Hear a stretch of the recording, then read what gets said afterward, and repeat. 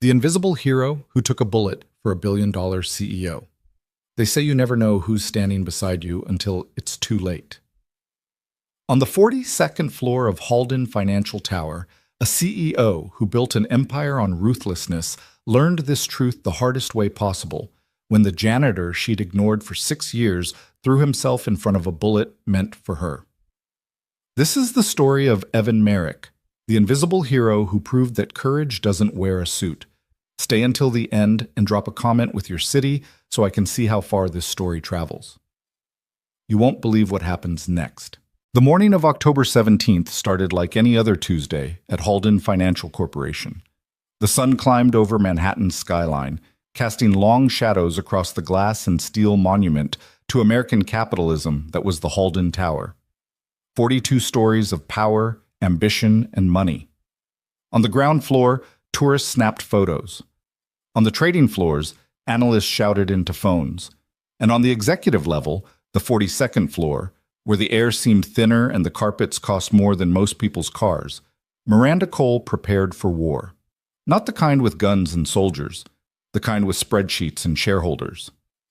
Miranda stood at the floor-to-ceiling windows of the executive boardroom, her reflection sharp against the cityscape. At 43, she was everything the business magazines said she was: brilliant, beautiful, and brutal. Her dark hair was pulled back in a style that said efficient, her Armani suit tailored to project authority, her heels expensive enough to hurt. She'd been CEO of Halden Financial for 8 years, following in her father's footsteps. And in that time, she'd doubled the company's value, laid off 2,000 employees, and earned a reputation as the ice queen of Wall Street. She preferred focused. Behind her, the boardroom table stretched like an aircraft carrier, surrounded by leather chairs that cost $8,000 each. 12 executives sat in various states of nervous energy, checking their phones, shuffling papers, avoiding eye contact. They were waiting for the quarterly review meeting to begin, a meeting Miranda had called unexpectedly, which meant someone's head was on the chopping block. "Janice," Miranda said without turning around, her voice cutting through the tension like a scalpel, "tell me why our West Coast portfolio is underperforming by 17%.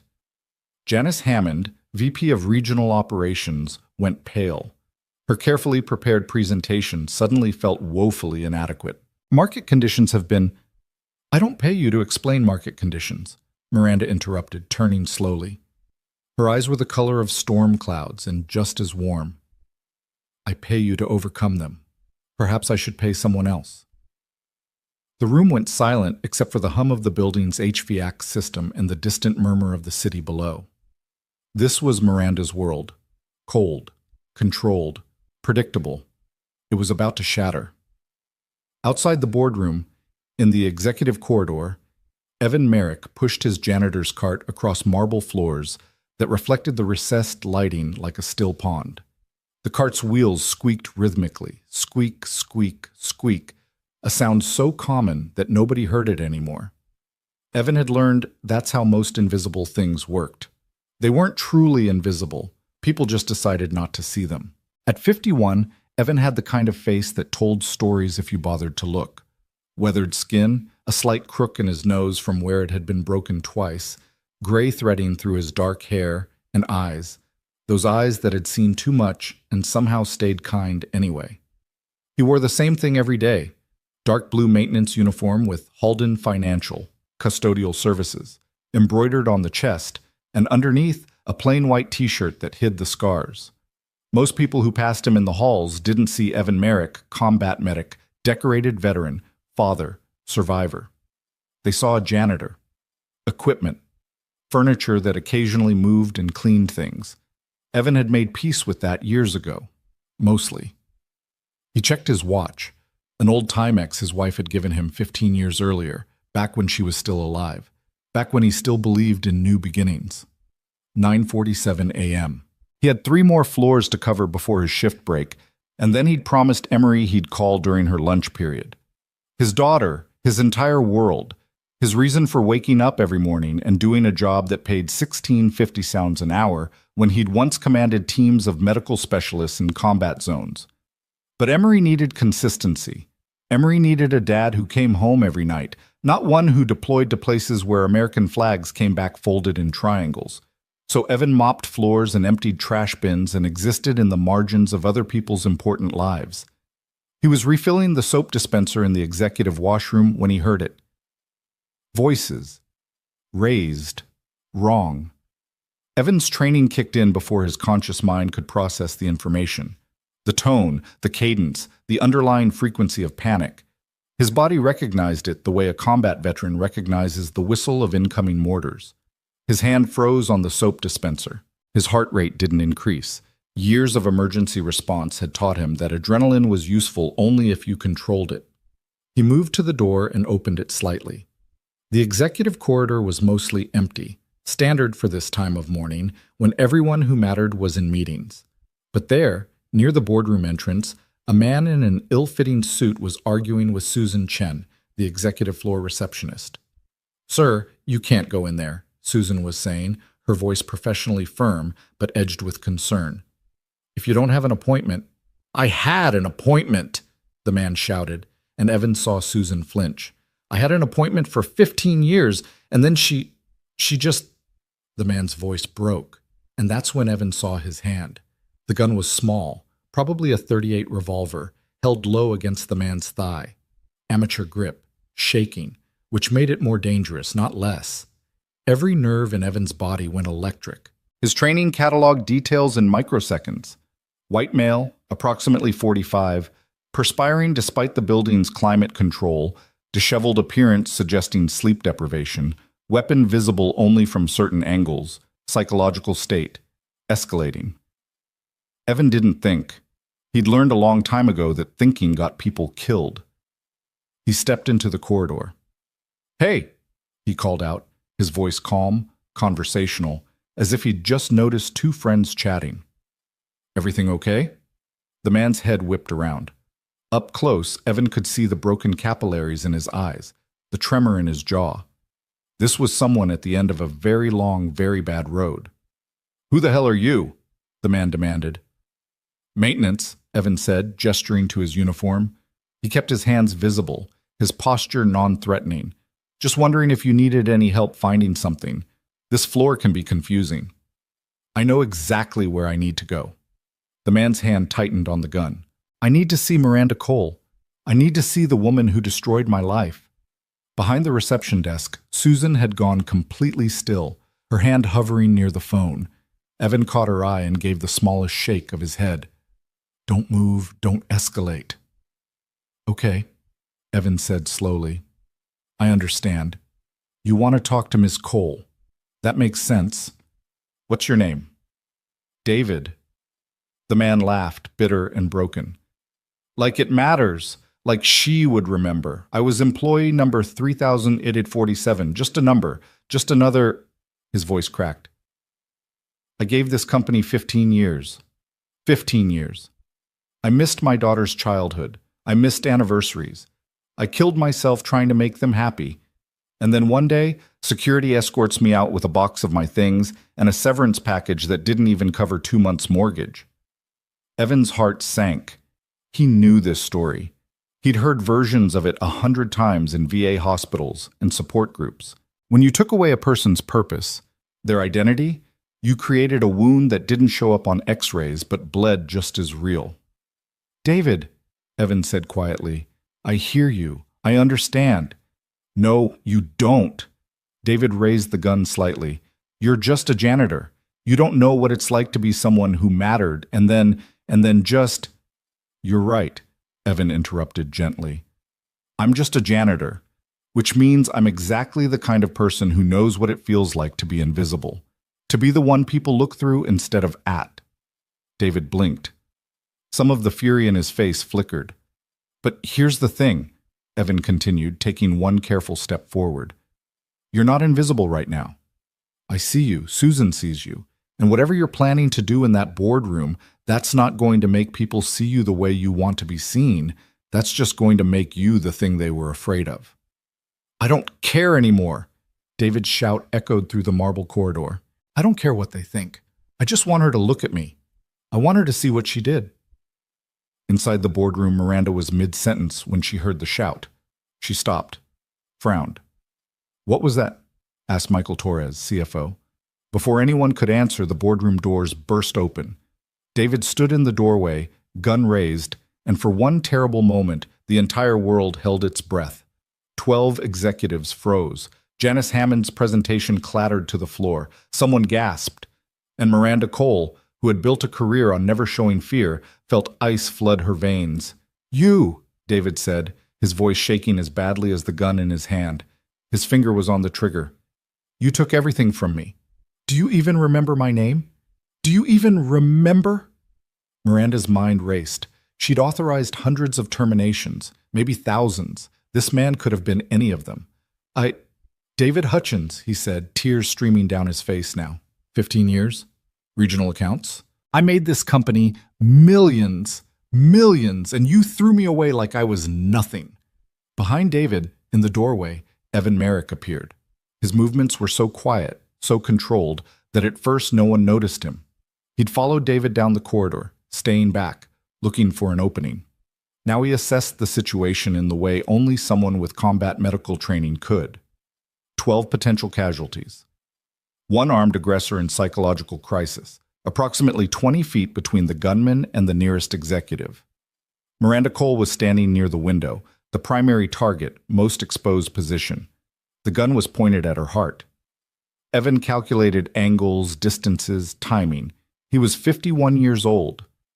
His knees weren't what they used to be.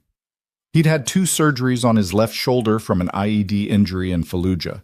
But his training was muscle memory, written into his body the way prayers are written into the faithful.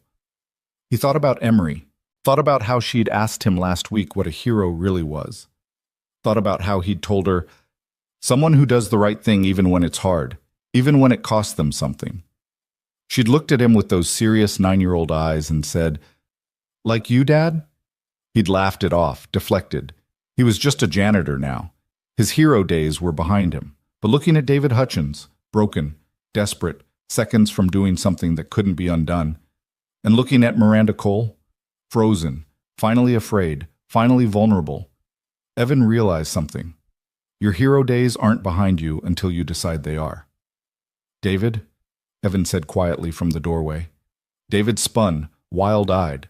The gun swung away from Miranda and toward Evan. Several people in the boardroom screamed. "Put it down," Evan said. Not a command, a request from one human to another. "Please, you don't want this. I know you think you do, but you don't. Your daughter, you mentioned a daughter, she needs you. Not in prison? Not dead? She needs her father." "My daughter doesn't even speak to me anymore." David's shout was anguish incarnate. "I lost her too. I lost everything." "Then don't lose yourself." Evan took one step into the room. His hands were up, empty, open. "David, I've been where you are. Different circumstances, maybe, but that feeling, like the whole world forgot you existed, I know it. And I'm telling you, this isn't the answer. This doesn't fix it. Nothing fixes it." David swung the gun back toward Miranda. "Nothing fixes what people like her do to people like us." And that's when Miranda Cole did something she'd never done in any crisis before. She spoke from the heart. "You're right." The room went completely silent. David's hand wavered. Miranda took one small step forward. "You're right. I don't remember you. I don't remember your name or your work or your—" Her voice caught. "I don't remember your humanity, and that's my failure. Not yours, mine." David stared at her, the gun still raised but trembling now.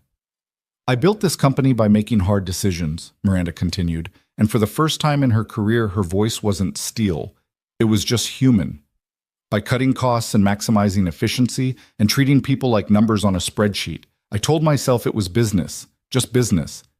But you're not a number, David. You're someone's father, someone's— "I was someone," David interrupted, sobbing now. "I was someone."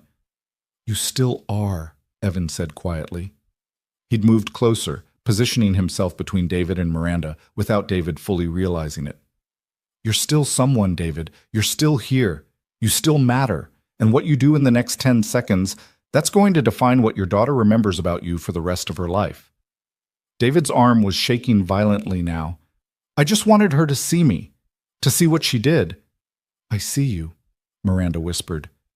I see you now, David. And I'm sorry. I'm so sorry.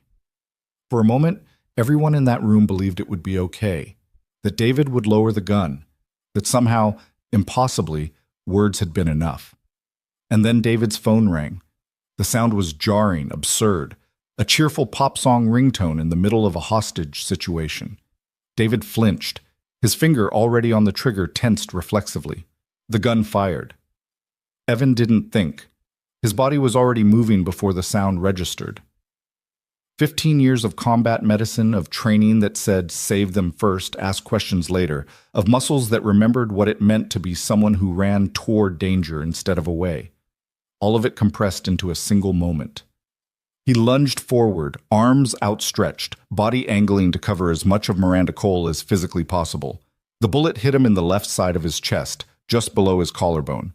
The impact was like being hit with a sledgehammer wrapped in fire. Evan had been shot before, twice, actually, in Kandahar, and his body recognized the sensation with an almost clinical detachment.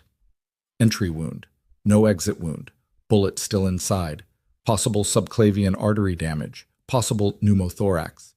He felt his legs give out, felt himself falling, felt Miranda's shocked gasp of air as his weight brought them both down. The boardroom erupted into chaos. Someone screamed. Multiple people ran for the doors. David stood frozen, staring at the gun in his hand as if it had materialized there, as if he couldn't quite believe what had just happened. "Oh, God," David whispered. "Oh, God. Oh, God. I didn't." Security burst through the doors. 3 guards who'd been on the floor below when the panic button was triggered. They tackled David, sending the gun clattering across the marble floor. David didn't resist. He collapsed into their grip, sobbing. On the ground, Evan felt warm blood soaking through his uniform. His breath came in short, painful gasps. He'd treated enough penetrating chest wounds to know he probably had minutes before shock set in. Maybe less. His training kicked in automatically. Assess, prioritize, survive. But before he could do any of that, he felt hands on his face. Miranda Cole was kneeling beside him, her perfect suit stained with his blood, her expression shattered. Oh, God, why would you? Evan tried to smile. It probably looked more like a grimace. Someone, his voice came out wet, labored. Someone had to. Don't talk. Miranda looked around frantically. Call 911. Someone call. Where's the medical? Already called, someone shouted. Ambulance is coming. Evan's vision was starting to narrow at the edges. That wasn't good. That meant blood loss, shock, possibly internal bleeding. He'd seen this in dozens of patients. Never thought he'd experience it himself. Stay with me, Miranda said, and Evan realized she was crying. Miranda Cole, the Ice Queen of Wall Street, who'd never shown emotion in any quarterly meeting or hostile takeover or mass layoff, was crying over a janitor bleeding out on her boardroom floor. Please, stay with me. What's your name? Tell me your name. Evan, he managed. Evan Merrick. Evan, she said it like a prayer. Evan, stay awake. Keep your eyes open. Help is coming. You're going to be fine. You're going to... But Evan's eyes were already closing. Not because he wanted them to. His body was making decisions for him now, prioritizing functions, shutting down non-essential systems to preserve what little blood pressure remained. The last thing he heard before unconsciousness took him was Miranda's voice, raw and desperate. Somebody help him, please. Somebody save this man's life. And somewhere in his fading consciousness, Evan thought, that's funny. That's what I was trying to do. Then, darkness. The paramedics arrived in 7 minutes. Excellent response time for Midtown Manhattan. They found Evan Merrick unconscious, pulse thready at 130 beats per minute, blood pressure 80/40, and dropping. The lead paramedic, a woman named Chen, who'd seen more than her share of gunshot wounds, did a quick assessment and didn't like what she found. We need to move, she told her partner. Now. He's circling the drain. They had him on a gurney and in the elevator in 90 seconds. In the ambulance in 4 minutes. Racing toward Mount Sinai West with sirens screaming in 6 minutes. In the boardroom, Miranda Cole sat on the floor, covered in someone else's blood. while her executive team hovered uselessly and security led David Hutchins away in handcuffs. The man was still sobbing, still saying, "I didn't mean to, I didn't mean to," as if repetition could undo what had been done. Michael Torres, the CFO, crouched beside Miranda. "Are you hurt? Miranda, are you?" "I'm fine." Her voice sounded strange, distant. "I'm perfectly fine." "We should get you checked out anyway. The paramedics—" "I said I'm fine," Miranda snapped, and Michael flinched back. She looked down at her hands, her perfectly manicured, always controlled hands, and saw them shaking. Saw the blood under her fingernails. Evan Merrick's blood. A janitor. A man whose name she hadn't known until he'd told her while bleeding out on her floor. A man who'd thrown himself in front of a bullet meant for her. "Who is he?" Miranda asked quietly. "What?" "The janitor. Evan Merrick. Who is he? Get me his file. Get me everything. Employment records, background, emergency contacts, everything." Michael exchanged glances with Janice Hammond. "Miranda, maybe you should—" "Get me his file!" Miranda's shout echoed through the boardroom. "Now!"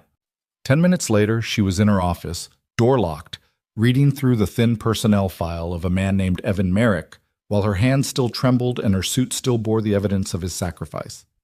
Employee ID 3891. Position, Custodial Services, Executive Floor Hire. Date, June 3rd, 2019. Emergency contact, Emery Merrick, daughter, age 9. There was more. Previous address, basic work history, standard background check, but it was the additional notes section that made Miranda's blood freeze.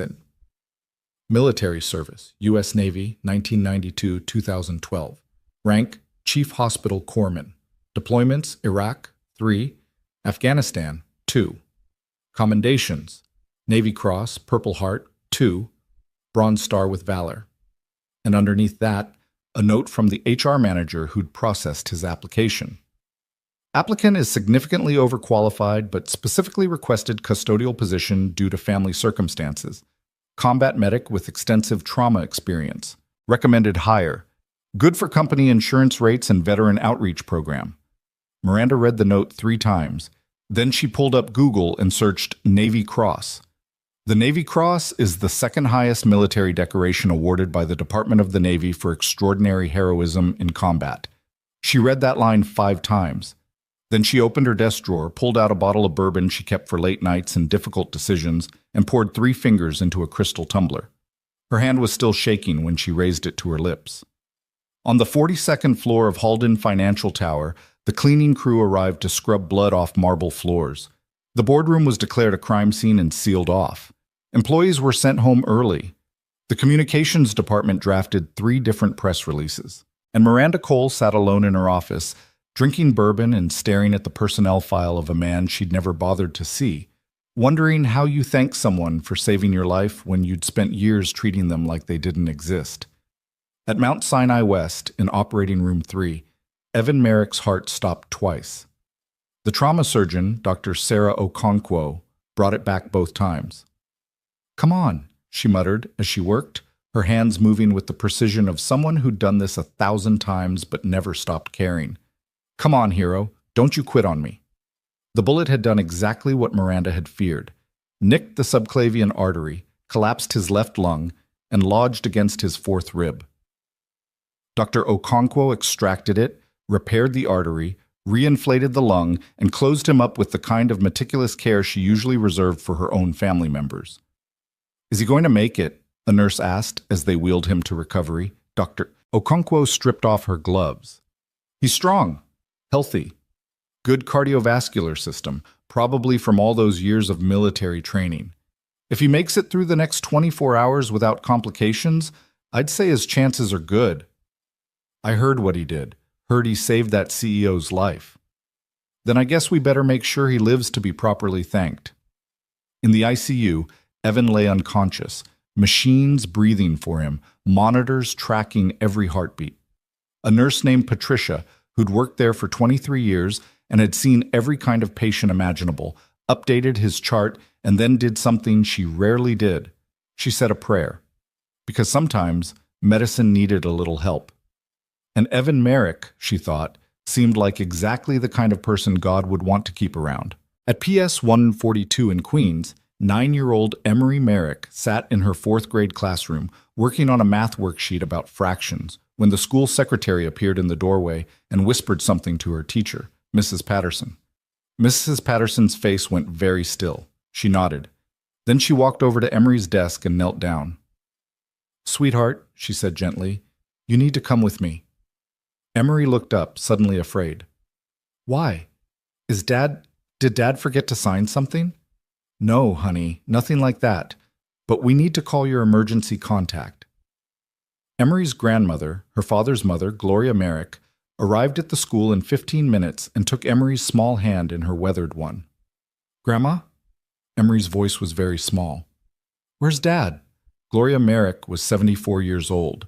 She'd raised 4 children, buried a husband, and watched her youngest son deploy to war zones 5 times, holding her breath each time until he came home safe. She'd thought those days of fear were over. She'd been wrong. "Your dad had an accident at work, baby," Gloria said carefully. "He's in the hospital, but he's strong, and the doctors are taking very good care of him." "What kind of accident?" Gloria looked at her granddaughter, this bright, brave little girl who'd already lost her mother to cancer and now might lose her father to violence, and did what she'd always done, told the truth. "Someone got hurt, and your dad helped them. That's what your dad does, Emery. He helps people."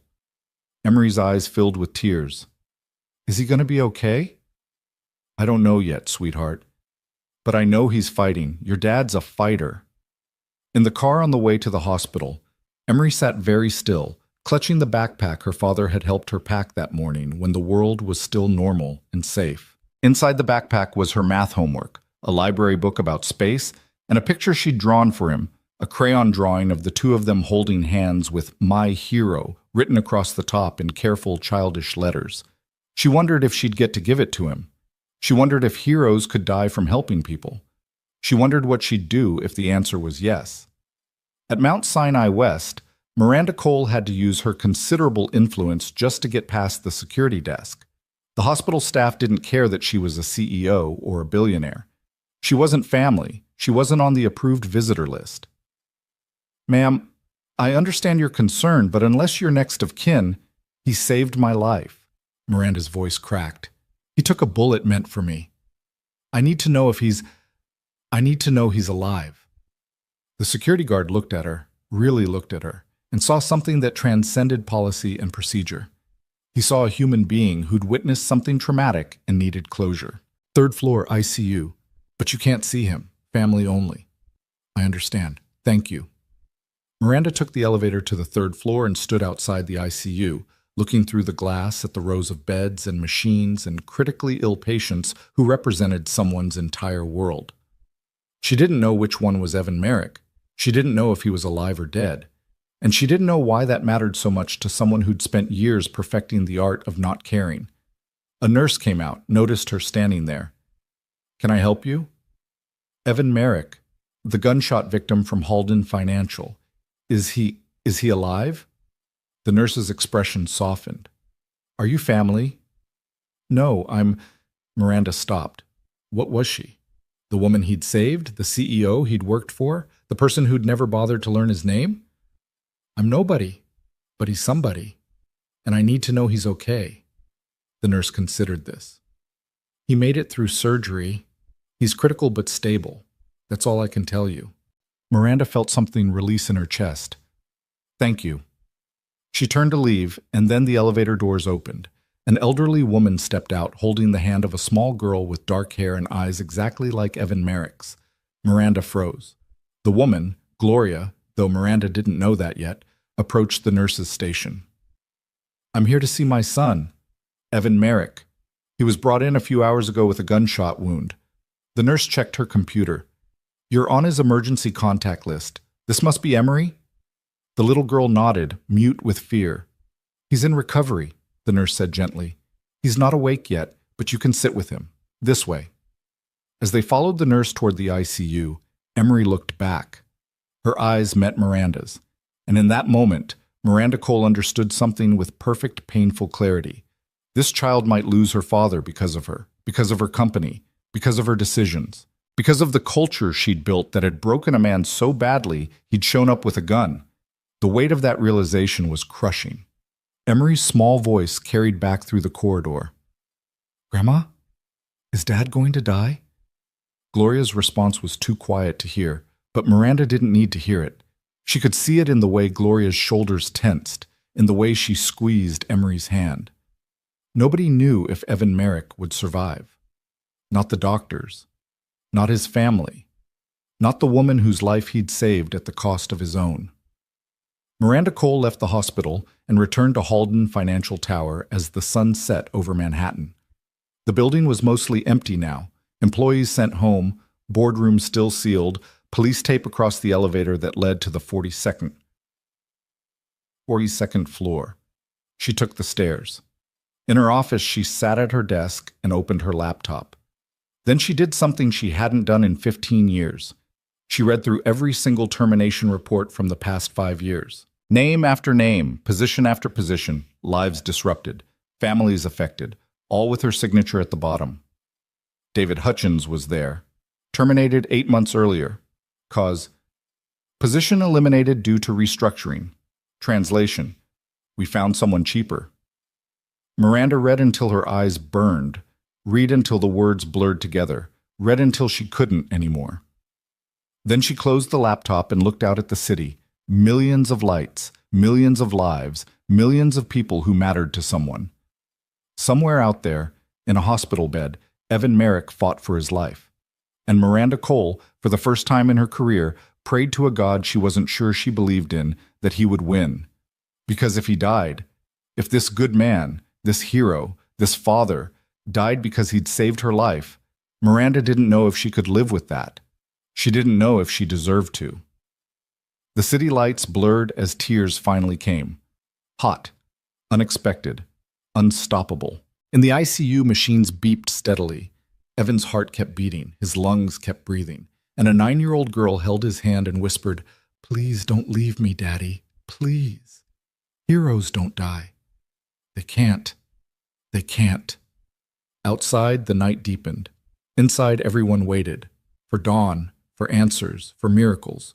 For a janitor named Evan Merrick to open his eyes and return to a world that had finally, belatedly, begun to see him. The first rays of morning light filtered through the ICU windows, casting pale gold across the linoleum floors where Emery Merrick had fallen asleep in a chair too large for her small body.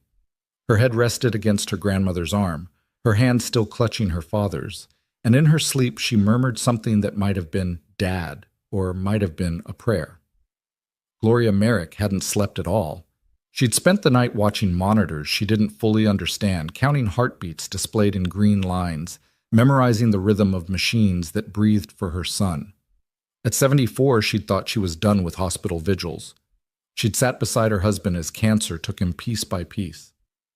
She'd held her daughter-in-law's hand as a different cancer did the same thing, faster and crueler.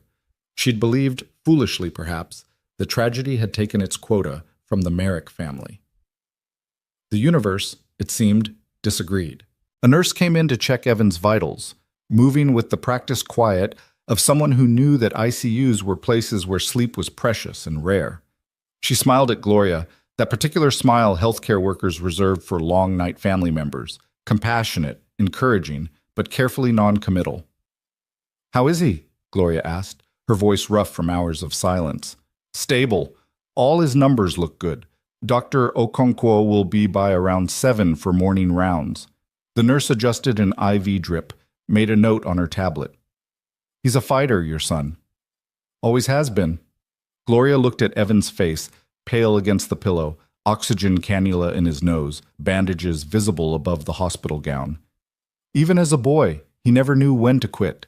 Drove me half crazy." The nurse smiled, genuine this time. "That's what's going to get him through this. The ones who don't quit, they're the ones who wake up." After she left, Gloria allowed herself a moment of weakness. She pressed her free hand to her mouth and let the tears come, silent and hot, the kind of crying you do when you're too tired to hold anything back anymore. Emery stirred but didn't wake. Evan's heart monitor beeped its steady rhythm, and somewhere in the building, on a different floor entirely, Miranda Cole was arriving for a hospital visit that protocol said she shouldn't be making. She'd gone home around midnight, showered until the water ran cold, and discovered that no amount of soap could wash away the memory of a man's blood soaking into her clothes. She'd stood in her penthouse, $40 million of steel and glass and carefully curated art, and felt like a stranger in her own life. At 3 a.m., unable to sleep, she'd opened her laptop and started digging into Evan Merrick's background. Not the thin personnel file Halden Financial kept, but the real story. The one that existed in military records and newspaper archives and Medal of Honor citations. What she found made her physically ill. June 2005, Fallujah, Iraq. Navy Hospital Corpsman Evan Merrick ran through enemy fire to reach wounded Marines. He treated 4 men under active combat conditions, using his own body to shield them during an attack. He was shot twice. He kept working until all 4 Marines were stabilized and evacuated. The Navy Cross citation called it extraordinary heroism in the face of almost certain death. October 2009, Kandahar, Afghanistan.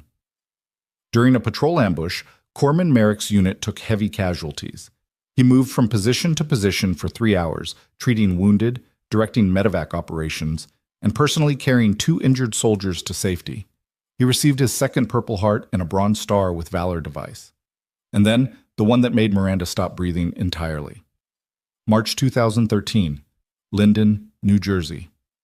Off-duty Navy veteran Evan Merrick entered a burning chemical plant to rescue workers trapped by an explosion. He led 8 people to safety despite toxic smoke and structural instability. Local news coverage included photos. Evan, emerging from smoke, face black with soot, supporting an older man who could barely walk. The older man's name was in the caption, Gregory Cole, plant supervisor, Miranda's father. She'd been 26 years old in 2013, fresh out of Harvard Business School, working 100-hour weeks to prove herself worthy of the family business.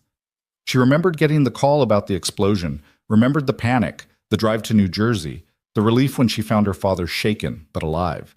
He'd told her a worker pulled him out. Some Navy guy, he'd said. Hell of a thing. Didn't even know his name. Nobody had known his name. And 6 years later, when that same nameless hero had applied for a job at Halden Financial, had stood in some HR office filling out forms, had likely walked past Miranda in the hallways, had mopped the floors outside her office, not one person had connected the dots. Miranda had printed the article, brought it with her to the hospital. And now, at 6:30 a.m., she stood outside the ICU with a photograph of her father's rescuer, trying to understand how she'd become the kind of person who forgot to say thank you. A doctor emerged from the unit, Asian woman, early 40s, exhausted but alert. Her ID badge read, Dr. Sarah Okonkwo, trauma surgery. Excuse me, Miranda said. Dr. Okonkwo? The surgeon paused. Yes? I'm Miranda Cole. Evan Merrick saved my life yesterday. I need to know how he is. Dr. Okonkwo's expression shifted, became guarded. Are you family? No, but then I can't discuss his condition. HIPAA regulations. I understand. Miranda pulled out the article, hands shaking slightly. But I need you to give this to his family, his mother. I need them to know that this isn't the first time he's saved my life. Dr. Okonkwo took the printout, scanned it quickly. Her eyebrows rose. This is your father? Yes, 6 years ago. Evan pulled him out of a chemical plant fire. We never knew who he was, and then he applied to work at my company, and Miranda's voice broke. I never saw him. I walked past him for years and I never saw him. The surgeon's expression softened slightly. What do you want me to tell them? That I'm sorry, that I owe him everything, Miranda stopped, realizing how inadequate words were. Just give them the article, please. Dr. Okonkwo nodded.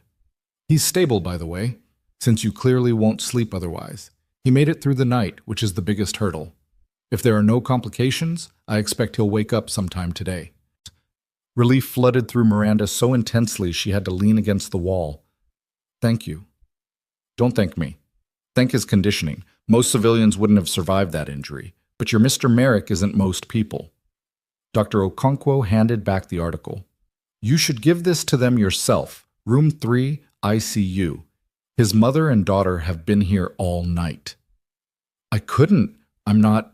They don't want to see me. Maybe not. But hiding doesn't change what happened.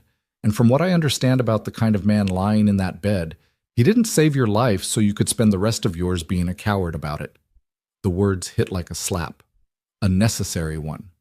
Dr. Okonkwo walked away, and Miranda stood in the corridor holding a 6-year-old newspaper article, trying to find courage she'd never needed for hostile takeovers or shareholder meetings. Courage, she was learning, had nothing to do with boardrooms. She took a breath, pushed through the ICU doors, found room 3.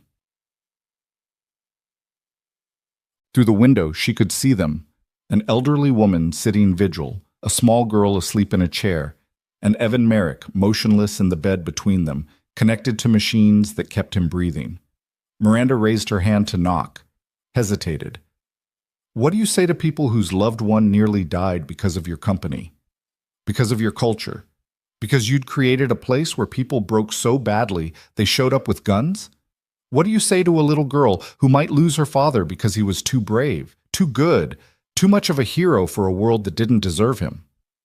Before she could decide, the elderly woman looked up. Their eyes met through the glass.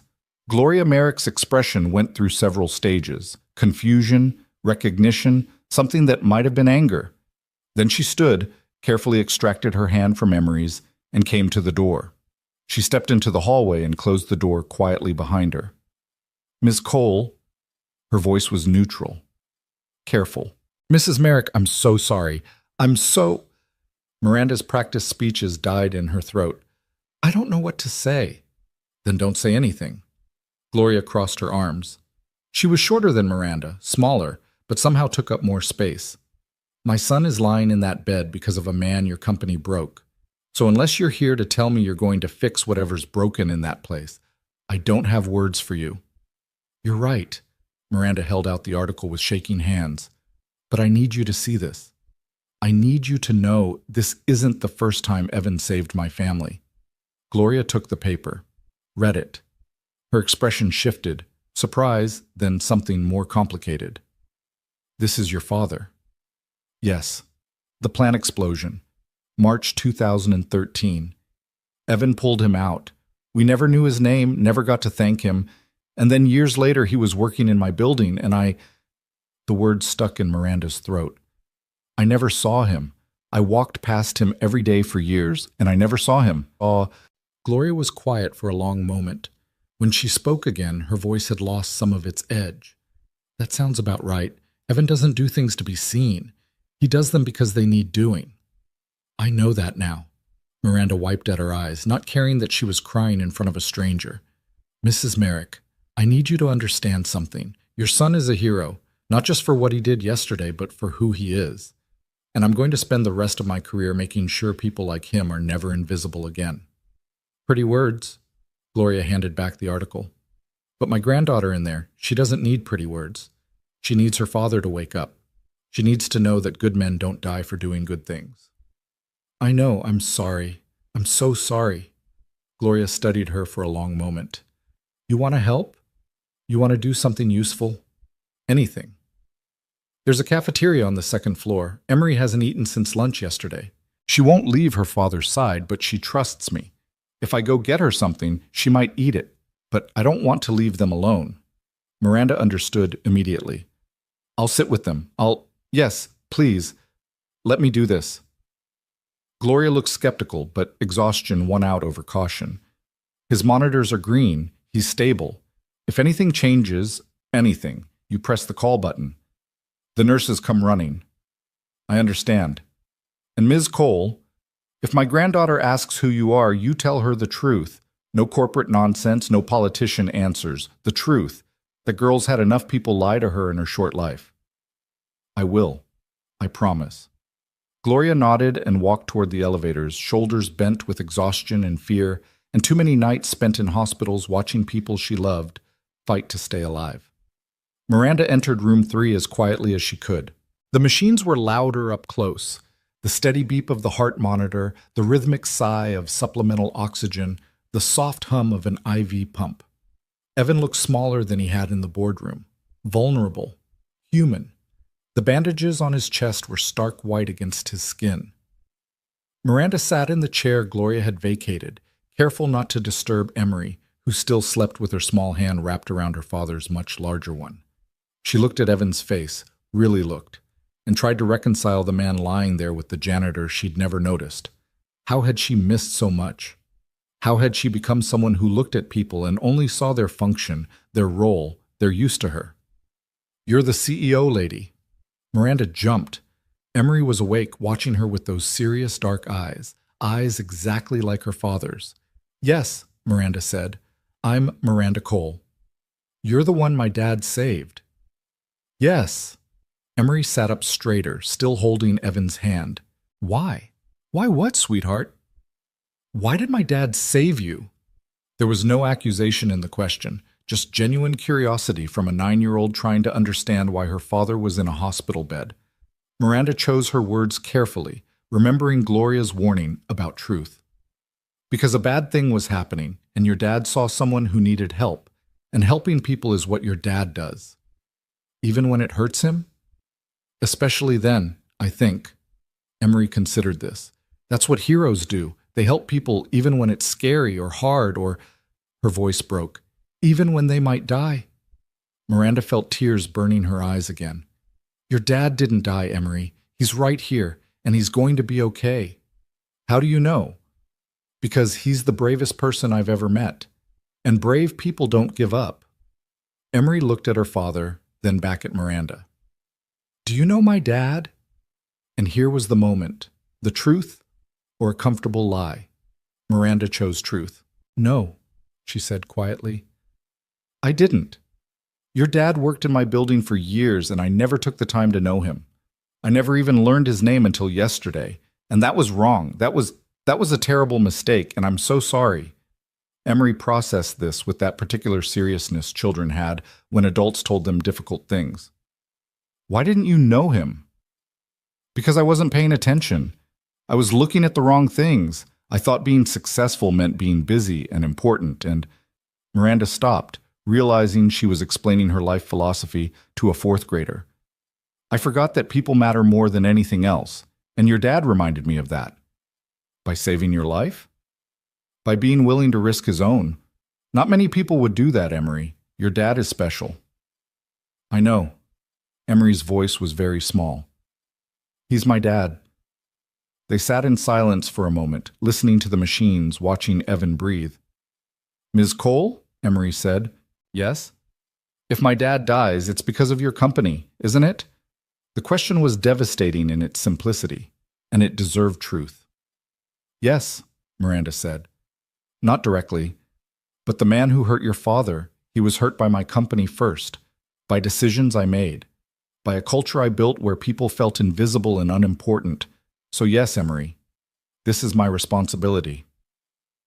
Emery's eyes filled with tears. "I don't want my dad to die because of grown-up stuff he didn't even do." "He's not going to die." Miranda moved closer, put her hand gently on Emery's shoulder. "But I promise you something right now. I promise that I'm going to change things. I'm going to make sure that what happened to the man who hurt your father never happens to anyone else. Your dad's sacrifice, it's going to mean something. It's going to change everything." "Promise?" "I promise." Emery studied her for a long moment with those 2 old eyes, eyes that had already seen her mother die, and now might lose her father too.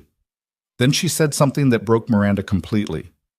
"My dad told me that promises are like heroes. They're only real if you keep them." Miranda wiped her eyes. "Your dad is a very wise man." "I know. That's why I need him to wake up. I have so many questions." "Like what?" "Like why being a hero makes you bleed, and if it's worth it, and—" Emery's voice dropped to a whisper. "And how I'm supposed to be brave enough to be like him when I'm just a kid and I'm so scared." Miranda pulled Emery into a hug, this little girl she'd just met, and felt the child's tears soak into her shoulder. "Being scared doesn't mean you're not brave," she said quietly. "Being brave means being scared and doing the right thing anyway, just like your dad did." They stayed like that until Gloria returned with a bagel and orange juice that Emery picked at without enthusiasm. Gloria raised an eyebrow at Miranda but didn't say anything, just settled back into her chair and resumed her vigil.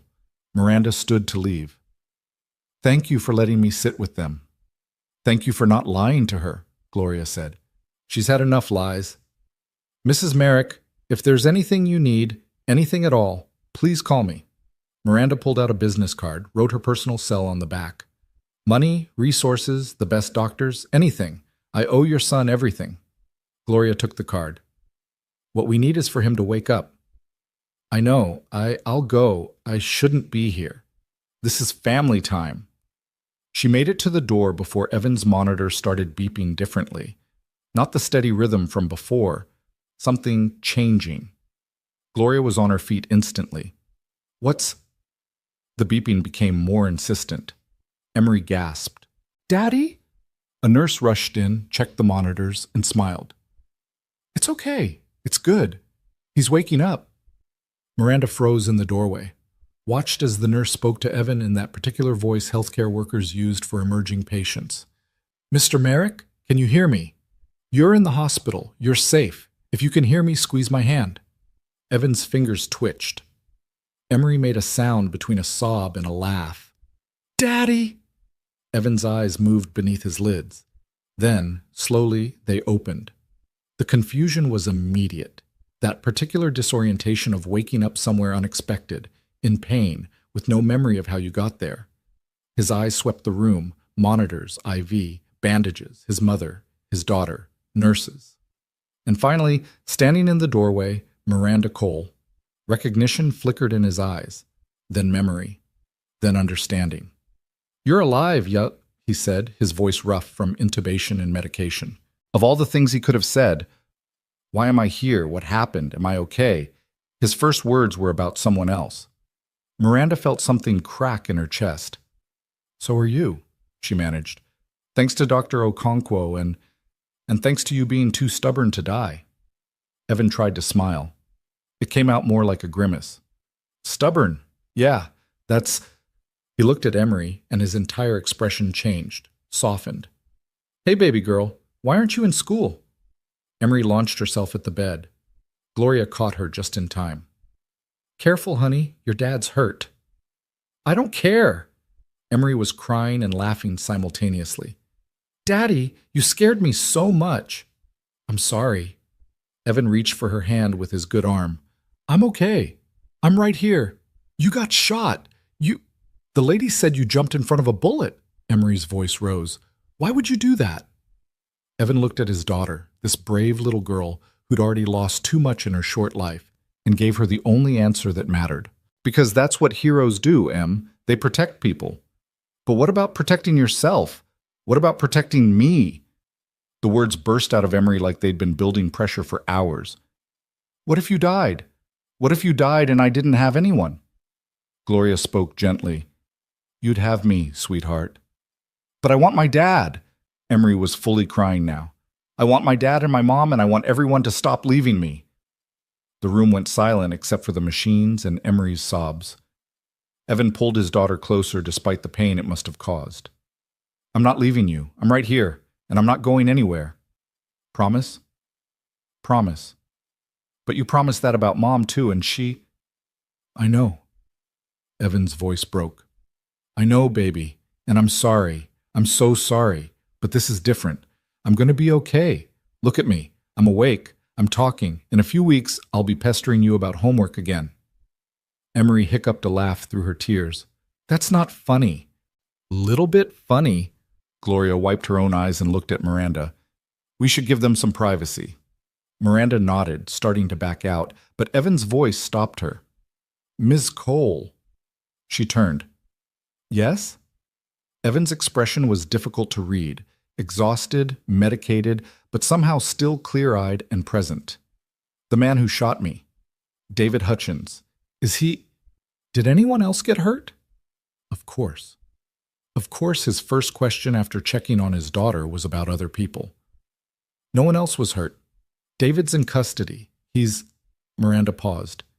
He's facing charges, but I'm working with the DA's office to get him help instead of just punishment.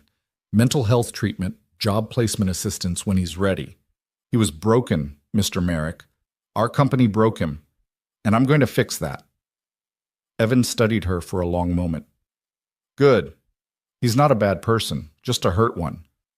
Not everyone would be that generous. He shot you. Yeah, well, Evan winced, shifting slightly in the bed. Hurt people hurt people. I've seen it enough times to know that punishment doesn't heal wounds. Help does. Miranda felt tears threatening again. You're remarkable. You know that? I'm a janitor who got shot. Not that remarkable. That's where you're wrong. Miranda stepped closer to the bed. Mr. Merrick, Evan, I need to tell you something. 6 years ago, there was an explosion at a chemical plant in New Jersey. You pulled 8 people out. One of them was my father. Evan's eyes widened slightly. Cole. Gregory Cole. That was my father. Yes. Miranda pulled out the article, handed it to him. I never got to thank you. We never knew your name. And then you were working in my building for years, and I walked past you every day and never saw you. Never thanked you for saving my father's life. Never thanked you for being the kind of person who runs into burning buildings for strangers. Evan looked at the article, then back at Miranda. You don't need to thank me. Don't say you were just doing your job, Miranda interrupted. You saved my father's life, and then yesterday, you saved mine. Evan, you're a hero, a real hero, and I'm going to spend the rest of my career making sure everyone knows it. I don't want... Evan stopped, closed his eyes briefly. When he opened them again, they were serious. I don't want publicity or recognition or any of that. I just want to do my job and take care of my daughter. That's it. Your job? Gloria interjected, her voice sharp. Evan, you were shot. You nearly died. You can't just go back to mopping floors like nothing happened. It's a good job, Mom. It pays the bills. It gives Emery stability. It pays $16 an hour. Gloria's voice rose. That's not enough. It's never been enough. You're qualified for so much more, but you insist on being there for my daughter. Evan's voice was firm despite his obvious exhaustion. On having regular hours and weekends off and a life that doesn't involve deployments or trauma or... He stopped, looked at Emery. Honey, can you go with Grandma and get some breakfast? I need to talk to Ms. Cole for a minute. Emery looked suspicious. About what? Adult stuff, boring adult stuff. I promise I'll still be here when you get back. You better be. Emery kissed his cheek, careful of the bandages, and let Gloria lead her out. Once they were alone, Evan turned to Miranda. Please don't make this into something it's not. I did what anyone would do in that situation. That's demonstrably false. There were 12 other people in that room. Only one of them threw himself in front of a bullet. Because I had training, because I've been in combat situations, and I know how to react when... Evan stopped, took a breath. Look, I appreciate the gratitude, really, but I don't want my life to change. I like my life. I like the predictability. I like going home to my daughter every night and helping with homework and making dinner and just being normal. If this becomes a big media thing, if I become some kind of symbol, I lose that, and I can't lose that. It's all I have. Miranda sat in the chair beside his bed. What if I told you that you could keep that life, that privacy, that stability, and still be properly compensated for it? No media circus, no publicity, just a salary that reflects your qualifications and experience. I don't have qualifications for anything except combat medicine, and I can't do that anymore. Not with Emery needing consistency. You have leadership experience, crisis management, personnel oversight. Evan, you commanded medical teams in war zones. You made life and death decisions under impossible pressure. Those skills translate to a dozen different positions. Evan was quiet for a moment.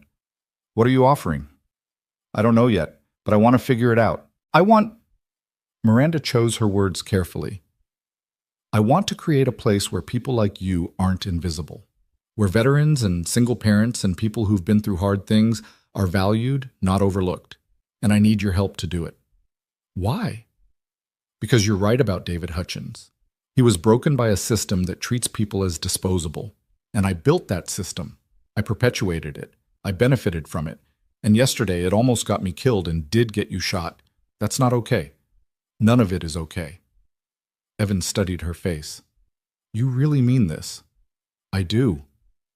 Change is hard, especially corporate culture change. Your board won't like it. Your shareholders will push back. You'll face resistance from people who benefit from the current system. I don't care. You will when it starts costing you money. Then it costs me money. Miranda's voice was fierce. Evan, I have more money than I could spend in 10 lifetimes. What I don't have is peace. What I don't have is the ability to look at myself in the mirror and like what I see. Yesterday, a good man nearly died because of my failure to see people as human beings. That changes. Today. Now. I don't care what it costs. Evan was quiet for a long moment. Then, what do you need from me? Right now? Get better. Heal.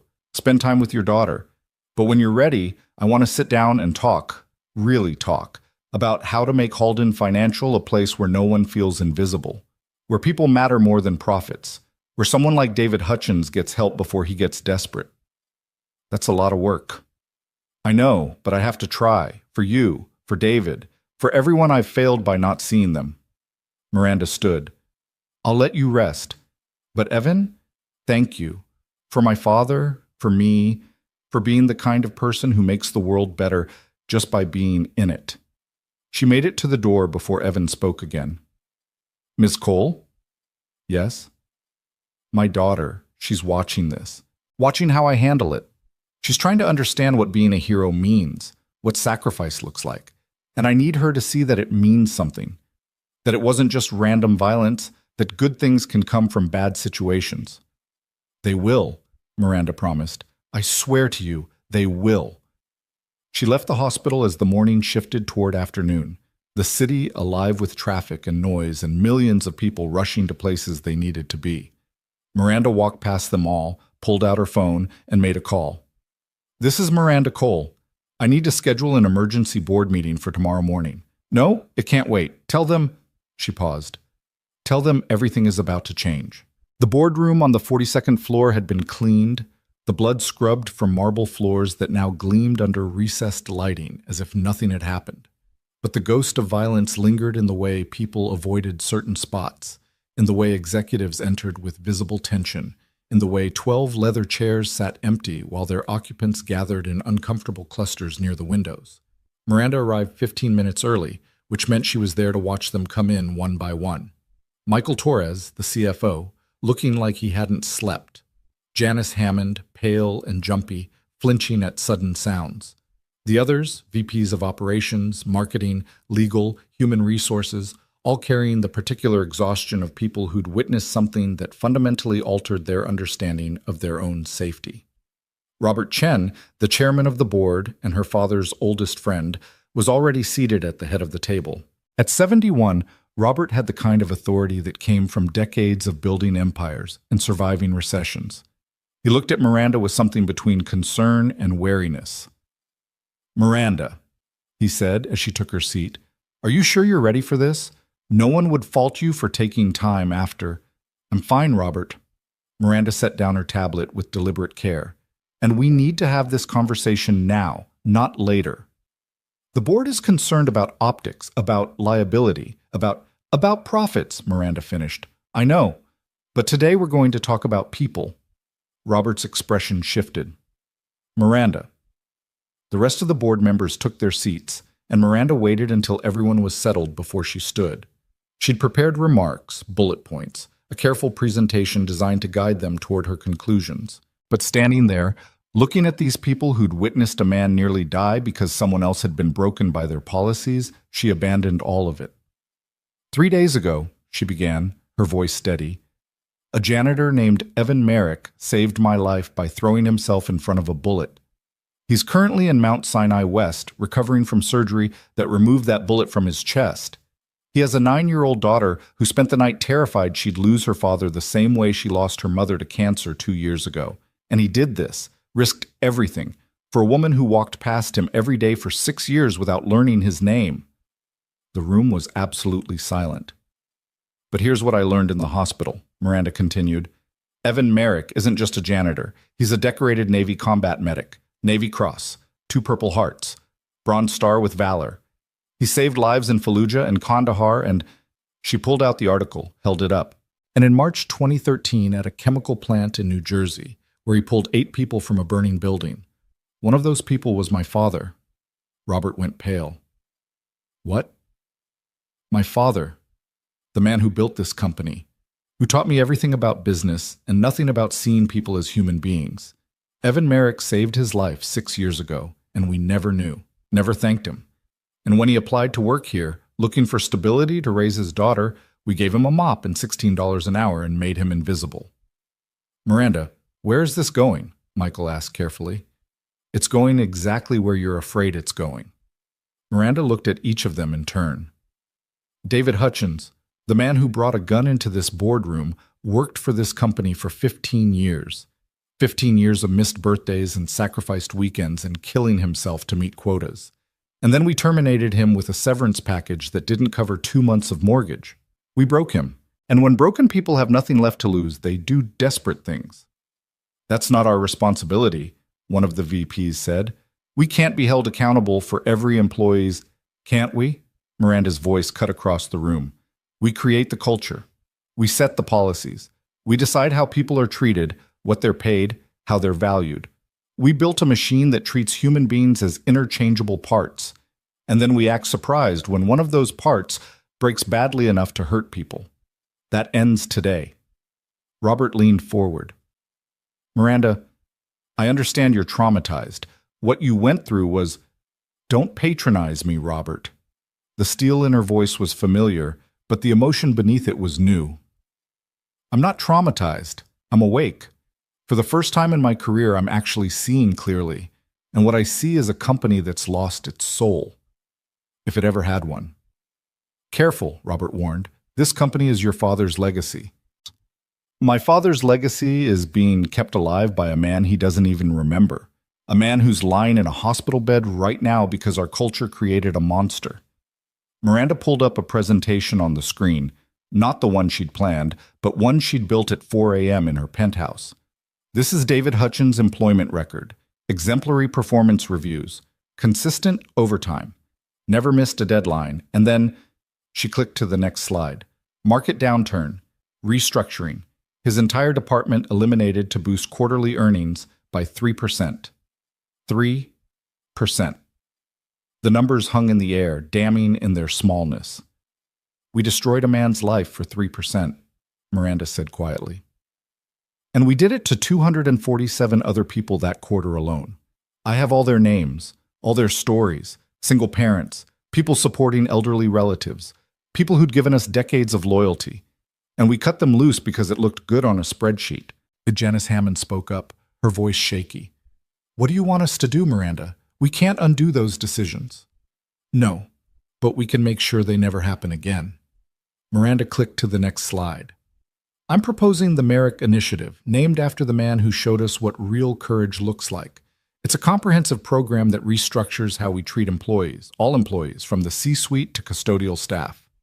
The slide filled with bullet points that made the CFO visibly pale. Increased minimum wage to $25 an hour. Expanded mental health benefits. Mandatory transition support for any terminated employee, including 6 months of salary continuation and job placement assistance. Veteran hiring and support programs.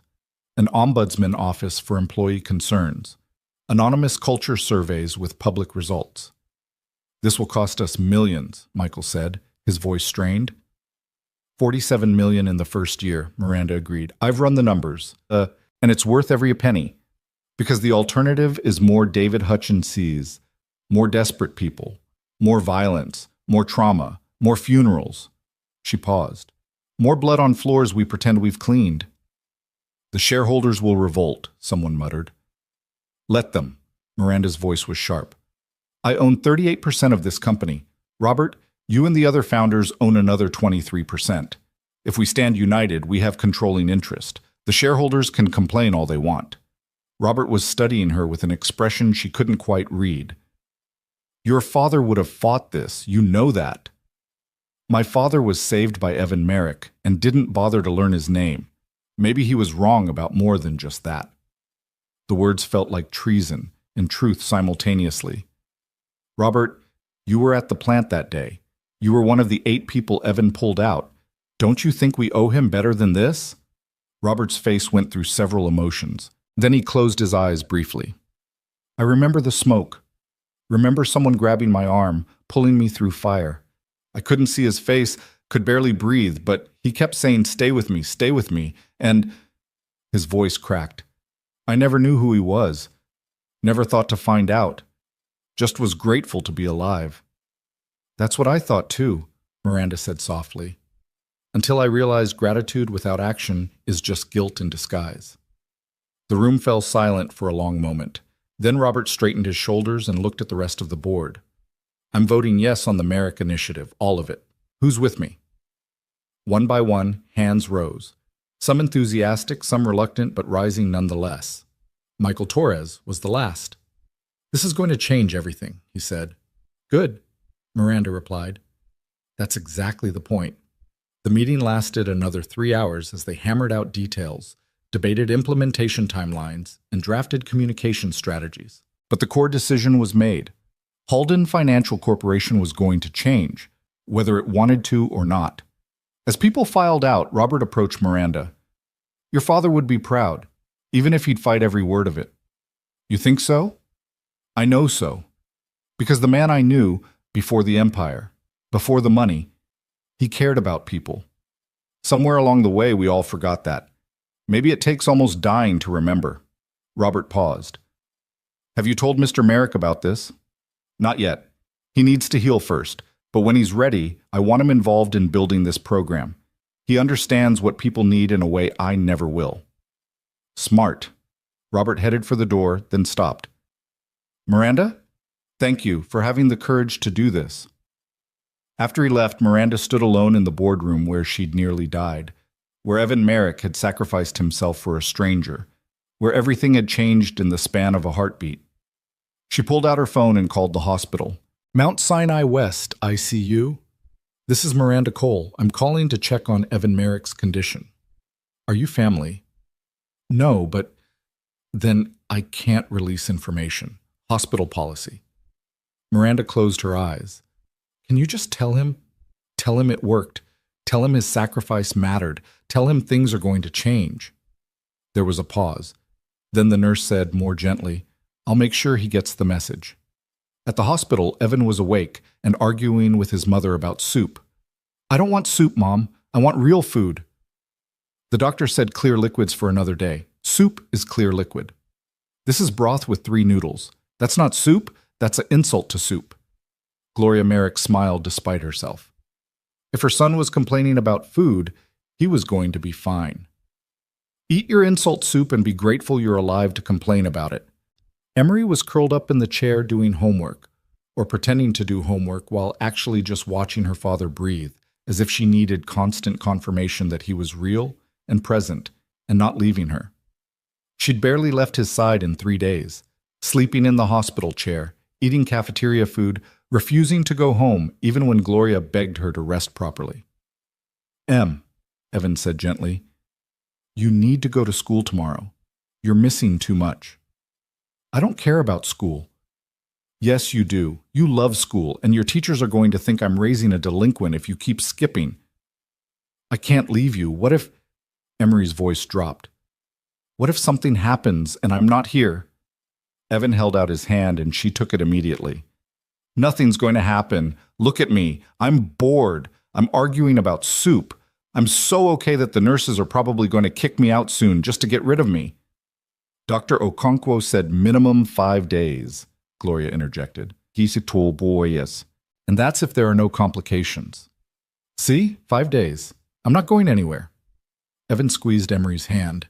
But you need routine. You need normal. That's important. Nothing feels normal anymore. The simple honesty of it broke something in Evan's chest. He pulled her closer, careful of his IV and bandages and various medical attachments. I know, baby. I know. But that's how we get through hard things. We do the normal stuff even when it feels impossible. We get up, we go to school, we do our homework, we eat dinner. And slowly, day by day, normal becomes real again. Is that what you did? After Mom died? The question hung in the air. Gloria looked away, her own eyes wet. Yeah, Evan said quietly. That's what I did. Some days I didn't think I could, didn't want to. But then I'd look at you and think, she needs breakfast, she needs her lunch packed, she needs someone to braid her hair, and I'd do those things. And eventually, doing those things didn't hurt quite as much. Does it still hurt? Every day. But it's a different kind of hurt now. Not the sharp kind that makes you want to stop breathing, more like an ache, like a scar that reminds you someone was there and mattered. Emery was quiet for a moment. I don't want a scar from you. You won't have one. I'm not going anywhere, Em. I promise. You can't promise that. Anything can happen. You're right. I can't control everything, but I can promise that I'll fight like hell to stay here with you.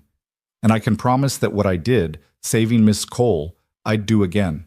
Because that's who I need to be for you. Someone who helps people even when it's hard. But what if helping people takes you away from me? Evan didn't have a good answer for that. It was the question he'd been asking himself for years. How do you be the person who runs toward danger when you have someone who needs you to run home instead? Before he could respond, there was a knock on the door. A nurse poked her head in. Mr. Merrick, there's a message for you from a Miranda Cole. Evan's heart rate picked up slightly. The monitor beeped faster. What's the message? He asked. The nurse smiled. She said to tell you it worked. Your sacrifice mattered. Things are going to change. She sounded pretty emotional about it. After the nurse left, Gloria looked at her son. What does that mean? It means maybe good things can come from bad situations after all. Evan settled back against his pillows, suddenly exhausted. Or it means I'm getting fired for making the company look bad. One or the other. You're not getting fired, Gloria said firmly. That woman looked at you like you'd hung the moon. Whatever she's planning, it's not firing you. Maybe she's planning to give you a medal, Emery suggested.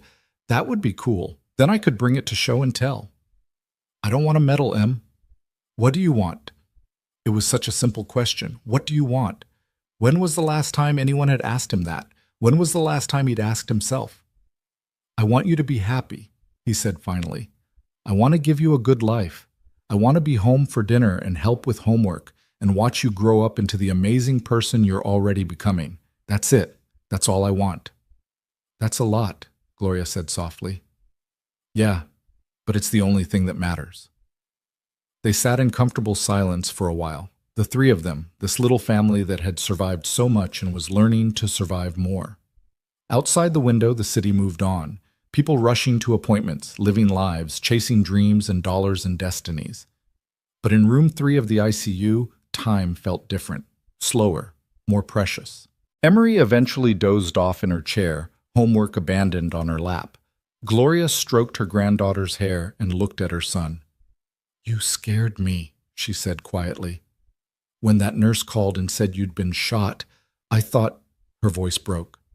I thought I'd lost you. After your father, after Sarah, I thought I couldn't survive losing you too. I'm sorry, Mom. Don't apologize for being a hero. Just promise me you'll be more careful about it going forward. Evan smiled despite the pain. I'll try, but careful isn't really in the job description. Then maybe you need a different job, one that doesn't involve bullets. Gloria's voice was firm. I know you love helping people. I know it's who you are. But Emery needs you alive more than strangers need you dead. That's not fair. Life isn't fair. Your daughter losing both parents before she's 10 isn't fair. You having to choose between being a hero and being a father isn't fair. But here we are, and someone has to say the hard things. So I'm saying them. Evan looked at his daughter sleeping, her small hand still reaching toward him even in sleep, and felt the weight of impossible choices. How do you tell a child that courage sometimes costs everything? How do you model heroism while also modeling caution? How do you be the person who saves lives without risking the one life that depends on you most? I don't know how to be both, he admitted quietly. The man who runs toward danger, and the man who comes home safe. I don't know how to reconcile those things. You learn, you adapt, you make different choices. Gloria's voice softened. Evan, you've spent 20 years in uniform taking care of other people. Maybe it's time to let someone take care of you for once. I have a 9-year-old daughter. I don't have the luxury of being taken care of. Then let me help more. Let friends help. Gloria hesitated. Let Ms. Cole help. If she's serious about whatever she's planning, you don't have to do everything alone. I'm not alone. I have you and Em. You know what I mean? You've built walls, Evan. High ones. Ever since Sarah died, you've been so focused on protecting Emery that you forgot you're allowed to need things too. Want things. Accept help from people. Evan closed his eyes. His mother wasn't wrong. After Sarah's death, he'd become Fortress Evan. Walls up, emotions locked down, focused solely on survival and stability for his daughter. The Navy had taught him to compartmentalize, to push through pain, to complete the mission at all costs. But maybe that wasn't the mission anymore. Maybe the mission now was teaching Emery how to live, not just survive. What if I don't know how? He asked, voice barely audible. Then you learn. Same way you learned everything else. One day at a time. The conversation was interrupted by Dr. Okonkwo making evening rounds. She examined Evan with efficient thoroughness, checking bandages, listening to his breathing, asking about pain levels and mobility. You're healing well, she announced. Better than expected, actually. That combat conditioning is doing you favors. If you continue at this rate, we might discharge you in 4 days instead of 5. Can I go home today? Evan asked hopefully. Absolutely not. You were shot in the chest 3 days ago. The bullet nicked a major artery. You coded twice on my table. You're staying until I'm sure you won't die the minute you leave my care. Fair point, Dr. Okonkwo smiled. Besides, you're something of a celebrity around here. The nurses are fighting over who gets to take care of the hero janitor. You've inspired an entire hospital. I'm not a hero. I just did what needed doing. That's exactly what makes you a hero, Mr. Merrick. Real heroes never think they're heroes. They just think they're doing their job. She made notes on her tablet. That Ms. Cole has called 4 times today, checking on you. She's persistent. She feels guilty. She should. But I think it's more than guilt. I've seen a lot of people in this hospital after traumatic events. Most of them process it and move on. She's processing it and trying to change the world. There's a difference. After Dr. Okonkwo left, Evan lay in the dimming room watching shadows lengthen across the walls. His chest ached, both from the bullet wound and from something deeper, something that had been building since the moment he'd seen David Hutchins with that gun.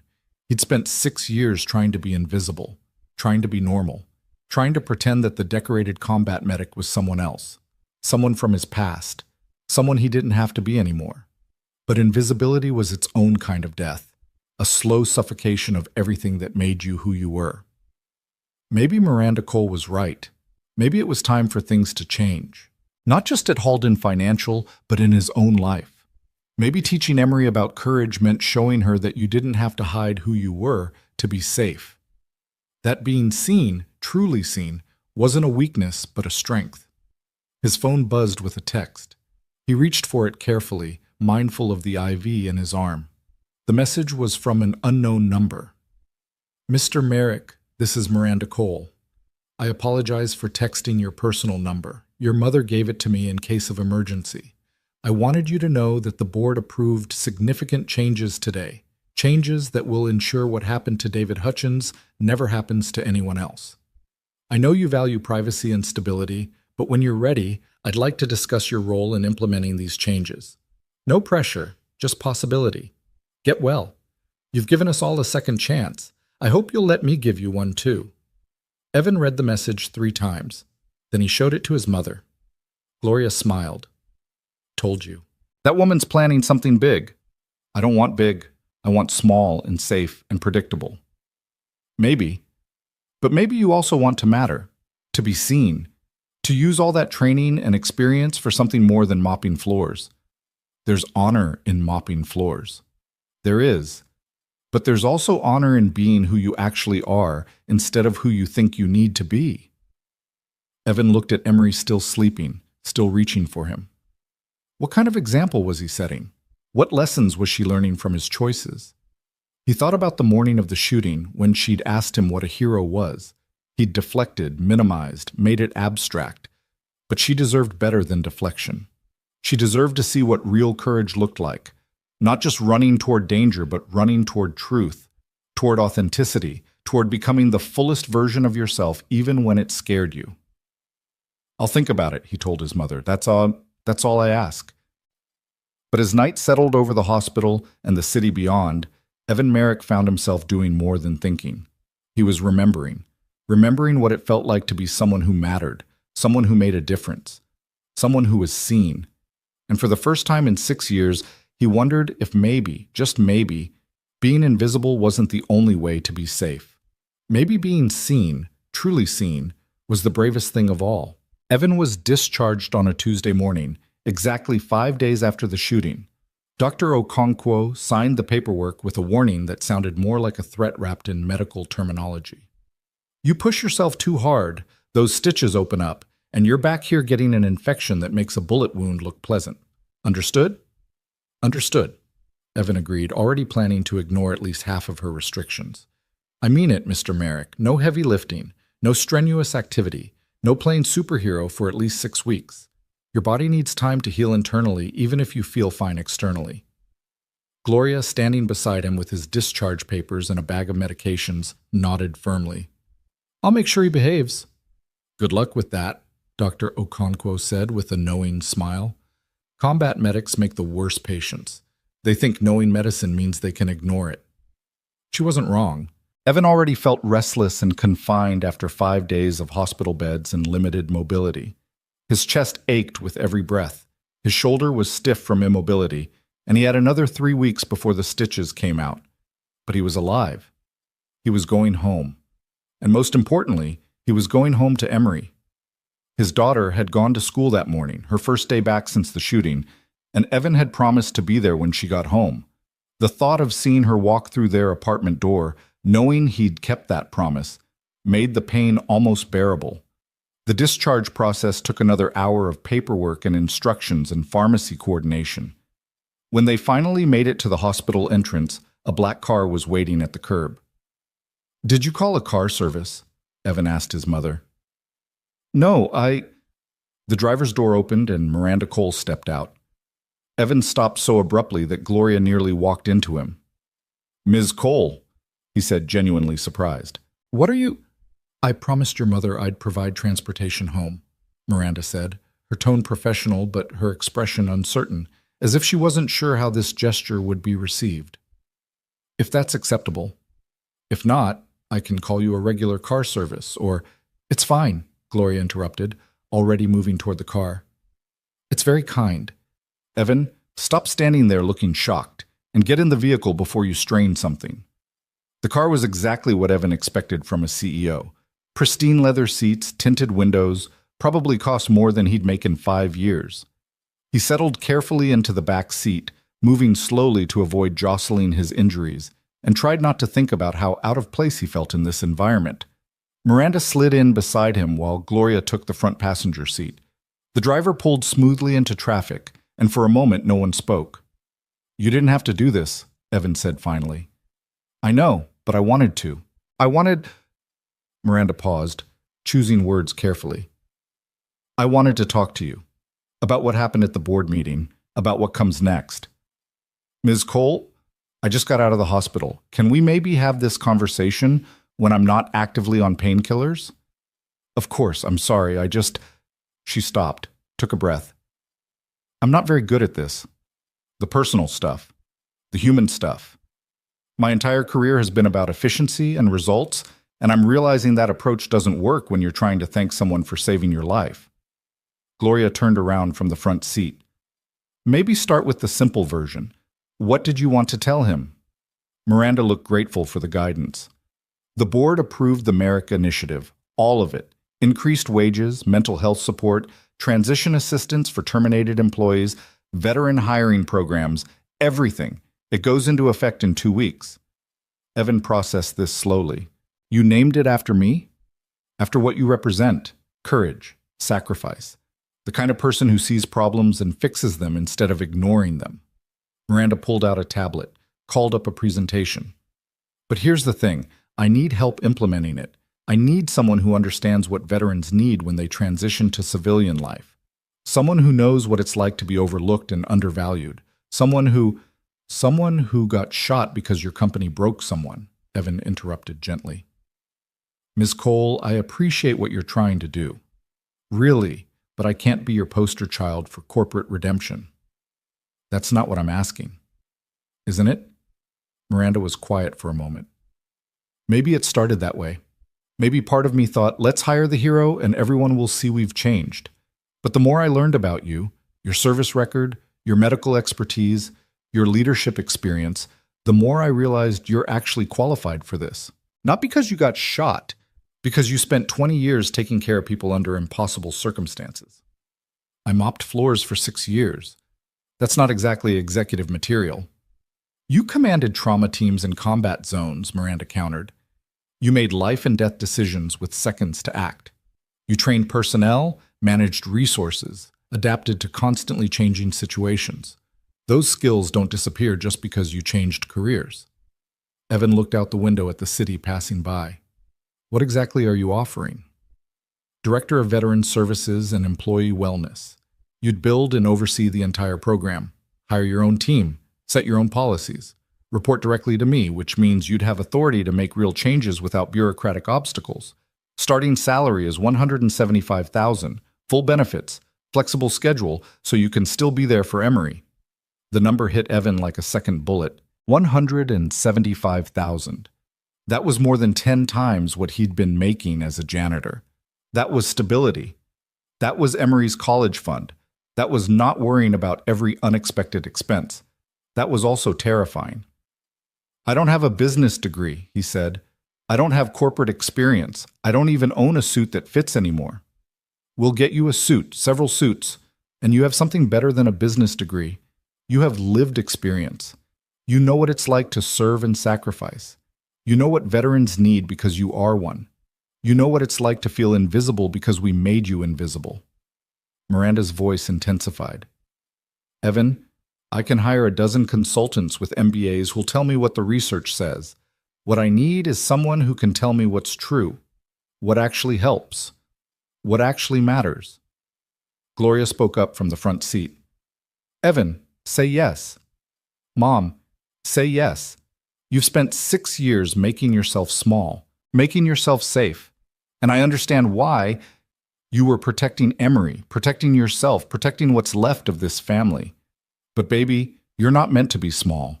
You're meant to be exactly who you are. Someone who leads, someone who helps, someone who changes things. What if I fail?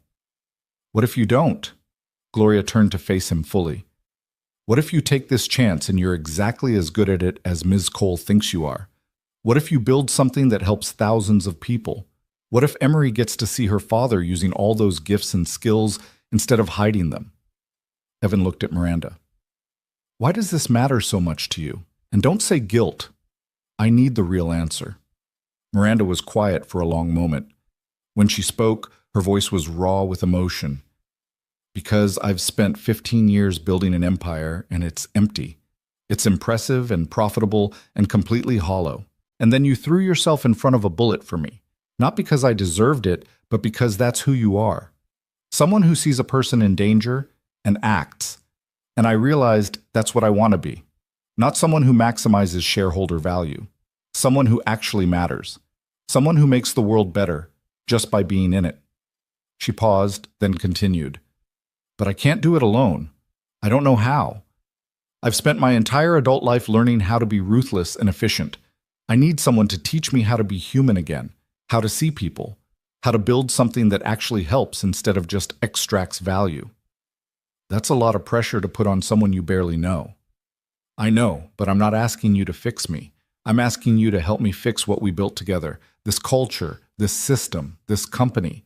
You have insights I'll never have, experiences I'll never understand.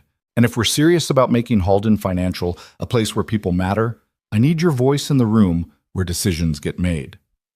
The car pulled up in front of Evan's apartment building, a modest 3-story walk-up in Queens, worlds away from Miranda's penthouse. The driver put the car in park and waited. Can I think about it? Evan asked. Of course. Take all the time you need. But Evan, Miranda pulled out a business card, wrote something on the back. This is my personal cell. If you have questions, concerns, ideas, anything, call me, day or night. I mean that. Evan took the card. Ms. Cole? Miranda, please. I think we're past formalities. Miranda, thank you for the offer, for caring, for trying to change things. It means more than you know. He got out of the car carefully, Gloria helping him navigate the movement without straining his stitches. As they walked toward the building entrance, Miranda rolled down the window. "Mr. Merrick." "One more thing." Evan turned back. "Your daughter, Emery. She came to the hospital every day you were there, and she told me something I can't stop thinking about. She said promises are like heroes. They're only real if you keep them. That's wisdom most adults never learn. You're raising an extraordinary person." "I'm trying." "You're succeeding, and whatever you decide about the job, I hope you'll let me help support that. Because good fathers shouldn't have to choose between providing for their families and being present for them. That's not a choice anyone should have to make." The window rolled up and the car pulled away, leaving Evan standing on the sidewalk with his mother, processing everything that had just happened. "She's right, you know," Gloria said as they climbed the stairs to the second floor. "You are raising an extraordinary person, and she deserves to see her father be extraordinary too." "I'm not extraordinary, Mom. I'm just a guy who did what anyone would do." "That's where you're wrong, baby. Most people wouldn't. Most people would run away or freeze or let someone else handle it. You ran toward danger. You always have. That's not ordinary. That's exceptional." Inside the apartment, everything was exactly as Evan had left it 5 days ago. Dishes in the sink from his last morning coffee, Emery's homework on the kitchen table. The particular kind of organized chaos that came from single parents trying to keep everything together. It felt simultaneously foreign and deeply familiar, like coming home after a long deployment. Gloria helped him settle on the couch with pillows supporting his injured side. She'd taken the week off from her job at the library to help with his recovery, and with Emery, and Evan felt the familiar guilt of needing assistance mixing with gratitude for having someone who cared enough to offer it. "I'm going to make tea," Gloria announced, "and you're going to rest. And when Emery gets home, we're going to have a family meeting about Ms. Cole's offer." "Mom, I'm not making a major life decision based on a 9-year-old's opinion." "Why not? She's the one most affected by it. She's the one who has to live with whatever you choose. She gets a voice." Evan knew better than to argue with his mother when she used that tone. Instead, he closed his eyes and let exhaustion take him for a while. The pain medication made everything soft and distant, and he drifted in that space between sleep and waking where thoughts became untethered from logic. He dreamed about the shooting, about David Hutchins' face, desperate and broken, about the moment he'd decided to move, that split-second calculation where training overcame instinct and he'd thrown himself toward danger instead of away from it. In the dream, Emery was there, watching, asking, "Why did you do it, Daddy?" over and over until it became a song, a rhythm, a heartbeat. He woke to the sound of the apartment door opening and Emery's voice calling, "Dad? Dad, are you home?" "I'm here," he called back, his voice rough from sleep. "On the couch." Emery appeared in the doorway, still wearing her backpack, and for a moment she just stared at him as if confirming he was real. Then she dropped the backpack and launched herself at him with the particular abandon of 9-year-olds who've forgotten that hugs can hurt. "Careful," Gloria intercepted her just in time. "Your dad's still healing, remember?" Sorry. Emery adjusted her approach, climbing carefully onto the couch and settling against Evan's good side. "I missed you." "I missed you too, baby girl. How was school?" "Weird. Everyone kept asking about you. Mrs. Patterson told the whole class that my dad was a hero, and everyone wanted to know if you really got shot, and if there was a lot of blood, and if you almost died." She paused. "Did you almost die?" Evan looked at his mother over Emery's head. Gloria nodded slightly. "Tell her the truth." "Yeah," he said quietly. "I almost died. The bullet hit something important and I lost a lot of blood. But Dr. Okonkwo is really good at her job and I'm really stubborn, so I didn't die. I'm right here." "Were you scared?" "Honestly, I don't remember being scared. Everything happened really fast. I saw someone in danger and I moved. Training took over. It wasn't until later in the hospital that I got scared. Scared I might not see you again. That scared me more than the bullet." Emery was quiet for a moment, processing. "Mrs. Patterson said heroes are brave, but you just said you were scared. Being brave doesn't mean not being scared. It means being scared and doing the right thing anyway. That's what Ms. Cole said too, at the hospital." Evan raised his eyebrows. You talked to Miss Cole? She sat with us when Grandma went to get food. She was nice. Not like how I thought a CEO would be. She cried about you getting shot. She feels guilty. I think it's more than that. Emery looked up at him with those two wise eyes. I think she really saw you, Dad. Like, really saw you for the first time. And she realized she'd been looking through you for years, and that made her sad. Out of the mouths of babes, Evan thought. His 9-year-old daughter had articulated something it had taken him days to understand. Gloria came in with tea and cookies. Emery, honey, there's something we need to talk about as a family. Ms. Cole offered your dad a job, a really good job, and we need to discuss whether he should take it. Emery sat up straighter. What kind of job? Director of Veteran Services and Employee Wellness, Evan said, the title still feeling strange in his mouth. I'd help other veterans find jobs and get support, make sure people at the company are treated well, build programs that help people instead of hurting them. That sounds like a job for you. It also sounds scary. I've been mopping floors for 6 years. This would be different, important, visible. I'd have to wear suits and go to meetings and make decisions that affect thousands of people. But you made decisions that affected people before, right? In the military? That was different. How? Evan thought about it. I guess it wasn't. I guess I'm just scared I've forgotten how to be that person. Emery looked at him seriously. Dad, remember when I was scared to audition for the school play? And you told me that courage is doing the thing even when you're scared because the thing is important? I remember. Well, this is important. People need help. Veterans need help. And you know how to help them because you are one. So maybe you should be courageous. Gloria smiled into her tea. Told you we should ask her opinion. But what about you? Evan asked Emery. This job, it means I'd be working more. Not more hours necessarily, but more responsibility, more stress. What if I bring that stress home? You already brought stress home. You just hid it better. I heard you sometimes, late at night, worried about money, about bills, about how you'd pay for things. Emery's voice was small but firm. I'd rather have a dad who's stressed because he's helping people than a dad who's stressed because he's pretending to be smaller than he is. The observation hit Evan squarely in the chest, painful and true. When did you get so wise? He asked. I've always been wise. You just don't listen because I'm a kid. That's fair. They sat together for a while, this little family of 3, until Gloria stood and announced she was making dinner. Emery went to do homework, and Evan was left alone with his thoughts and Miranda's business card, and a decision that suddenly felt less impossible. He picked up his phone and dialed before he could talk himself out of it. Miranda answered on the second ring. Evan? Director of Veteran Services and Employee Wellness, that's the title? Yes. Why? Because titles matter. They tell people who you are and what you do, and that title tells people I matter, that veterans matter, that employee wellness isn't some HR checkbox but a real priority. Exactly. That's exactly right. Evan took a breath. I want 3 things before I say yes. Anything. First, I want autonomy, real autonomy. I build the program my way, using methods that actually work, without corporate interference or bureaucratic red tape. If you're hiring me for my expertise, you have to trust that expertise. Done. You report only to me, and I'll run interference with anyone who tries to micromanage you. Second, I want a team budget large enough to make real change. Not symbolic gestures, real, meaningful programs that actually help people.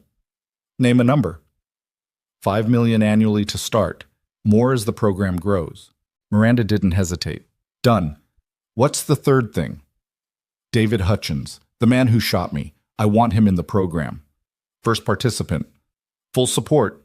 Mental health treatment, job training, placement assistance, the whole thing. If this program is about helping broken people, we start with the person who broke the hardest. There was a long pause. Then Miranda's voice, thick with emotion. You're serious? Completely. David didn't wake up one day and decide to hurt people. He was ground down by a system that didn't value him. If we can help him, really help him, then we prove the program works. We prove people can heal. The optics of that are complicated. I don't care about optics. I care about doing what's right. David needs help, not just punishment. Are we serious about helping people or not? Another pause. You're right. You're absolutely right. I'll make it happen. Anything else? Yeah, one more thing. I want you to meet with every employee who was terminated in the last 5 years. Not send a representative, you, personally. Look them in the eye. Hear their stories. Understand what your decisions cost. That's going to be painful. Good. It should be. You need to feel it. We both do. If we're going to build something better, we have to fully understand what we broke first. Okay, I'll do it. All of it. Miranda's voice was steady. Does this mean you're accepting the position? Evan looked around his modest apartment, looked at Emery's homework spread on the table, looked at the photo on the wall, him and Sarah and baby Emery, back when the world was simpler and loss was still theoretical. Sarah was smiling in that photo, her head on his shoulder, completely unaware that cancer was already growing in her body. If she were here now, what would she tell him?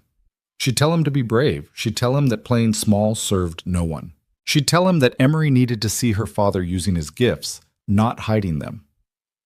Yes, Evan said, I'm accepting the position. When do I start? Whenever you're medically cleared. Dr. Okonkwo said minimum 6 weeks of recovery, so let's say 8 weeks to be safe. That gives us time to prepare, to set up your office, to hire initial staff. And Evan? Yeah? Thank you for saying yes, for giving me a chance to help build something meaningful, for believing this can work. Don't thank me yet. Wait until you see me try to navigate corporate politics in a cheap suit. Miranda laughed. A real laugh, genuine and warm. We'll get you proper suits, and you'll be fine. You commanded trauma teams under enemy fire. Board meetings are nothing compared to that. After they hung up, Evan sat in the gathering darkness of his living room, processing what he'd just agreed to.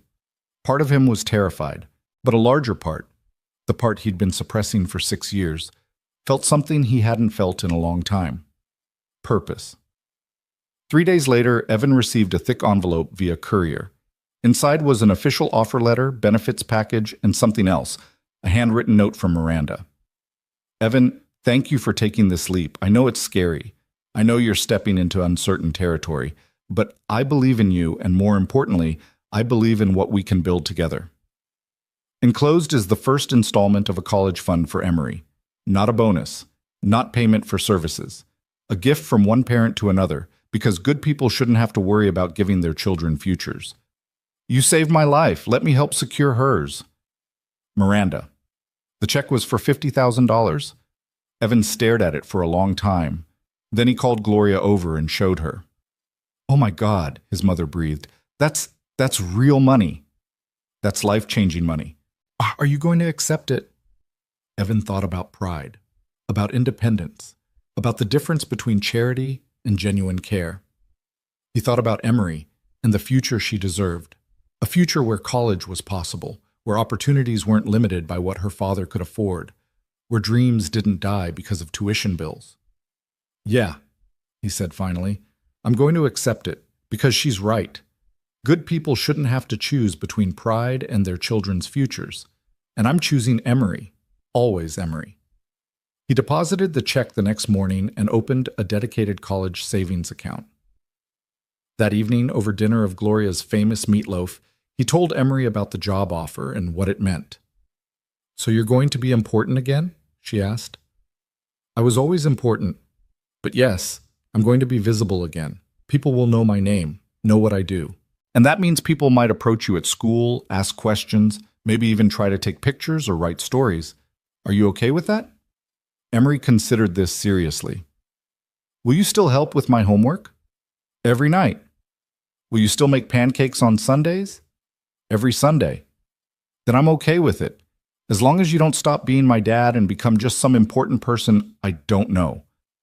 Evan reached across the table and took her hand. That will never happen, I promise. You're my priority. Always. Everything else comes second. Okay then, you should take the job. And Dad? Yeah?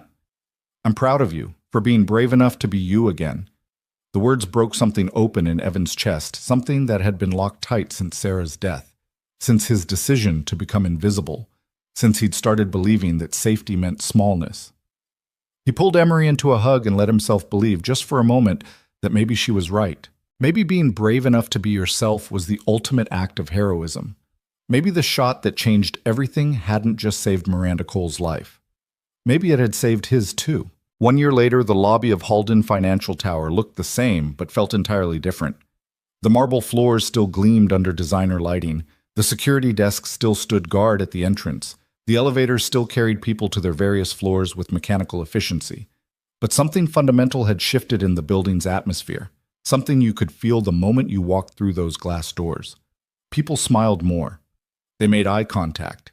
They stopped to hold doors for each other, to ask how someone's day was going, to treat janitors and security guards and mail clerks with the same courtesy they showed executives.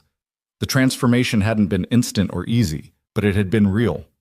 Evan Merrick stood in that lobby on a Wednesday morning, watching employees arrive for work, and marveled at how much had changed. He wore a tailored navy suit, one of 6 Miranda had insisted on buying him, claiming that directors needed to look the part even if they didn't feel it. His chest still twinged sometimes where the bullet had carved its path, a permanent reminder of the day everything shifted, but mostly he felt good, strong, present, purposeful. "Mr. Merrick!" He turned to see Susan Chen, the executive floor receptionist who'd been there the day of the shooting, hurrying toward him with a clipboard and an anxious expression. "The setup crew just finished in the auditorium," she said. "Mrs. Cole wants you to do a final walkthrough before people start arriving. Also, your mother called. She and Emery are running 15 minutes late because of traffic." "That's fine. The event doesn't start for another hour. Tell her no rush." Evan smiled at Susan. "How are you doing? I know today might bring up some difficult memories." Susan's expression softened. "I'm okay. Better than okay, actually. I've been seeing that therapist the company provides. Did you know we have those now? Free mental health services for all employees? That's because of you, Mr. Merrick. That's your program." "It's all of our program. I just helped build the framework." "Don't be modest. Everyone knows you're the reason things changed around here." Susan glanced around, lowered her voice. "There's a betting pool in accounting about how long until you get promoted again. Current odds favor you making VP within 2 years. Evan laughed. "Tell accounting to save their money. I'm exactly where I want to be." And it was true. The past year had been the most challenging and rewarding of his life since leaving the military. He'd built the Veteran Services and Employee Wellness program from nothing, hired a team of 15 specialists, created comprehensive mental health support, established job training partnerships with 3 major universities, placed over 200 veterans in meaningful employment, and fundamentally restructured how Halden Financial treated its employees. The numbers were impressive, but the stories were what mattered. The single mother who'd been promoted from the mailroom to project management after the company invested in her education. The veteran with PTSD who'd found purpose and stability in the IT department after receiving proper treatment and support. The dozens of employees who'd privately thanked Evan for creating a workplace where they felt valued as human beings, not just assets on a balance sheet. And David Hutchins. David had been the hardest and most important case. Getting him released from custody had required legal maneuvering, psychiatric evaluations, and Miranda personally vouching for his rehabilitation. But now, a year later, David worked in the company's community outreach division, helping other struggling employees navigate resources and support systems. He and Evan met for coffee every Thursday morning, 2 broken men who'd found healing in purpose and second chances. "You ready for today?" a familiar voice asked. Evan turned to see Miranda approaching from the executive elevators. She looked different than she had a year ago, softer somehow, more human, though she'd lost none of her commanding presence. She wore a charcoal suit that probably cost more than his first car, but she'd paired it with comfortable flats instead of stilettos, a small concession to practicality over power that the old Miranda would never have made. "Ready as I'll ever be," Evan said, "though I still think this is too much." "It's not nearly enough, but it's a start." Miranda gestured toward the auditorium. "Shall we?" They walked together through the lobby, and Evan noticed how employees reacted to Miranda now. There was still respect, still recognition of her authority, but the fear was gone. People greeted her warmly. She knew their names, asked about their families, remembered details from previous conversations.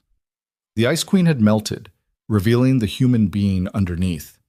The auditorium had been transformed for Family Appreciation Day, an event Evan had proposed 6 months earlier as a way to honor the families who supported Halden Financial employees.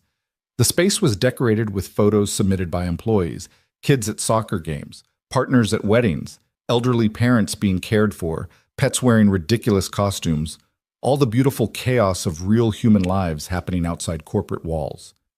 But the centerpiece was what made Evan's throat tight. Against the far wall, mounted on dark wood and surrounded by soft lighting, was a bronze plaque. Above it, etched in elegant lettering, in honor of those who serve without being seen. And below the words, a photograph. Evan in his Navy uniform, younger and unwounded, standing with his trauma team somewhere in Afghanistan. He remembered when that photo was taken, just hours after they'd saved 3 Marines from a vehicle explosion. He'd been exhausted and wired and intensely aware of how fragile life was. He still felt that way. But now he was doing something about it. "You hate it," Miranda said, misreading his silence. "I don't hate it. Evan struggled to find words. "It feels strange, being seen this way, being recognized. For so long I worked really hard to be invisible. And now you're teaching all of us that invisibility isn't safety. It's slow death."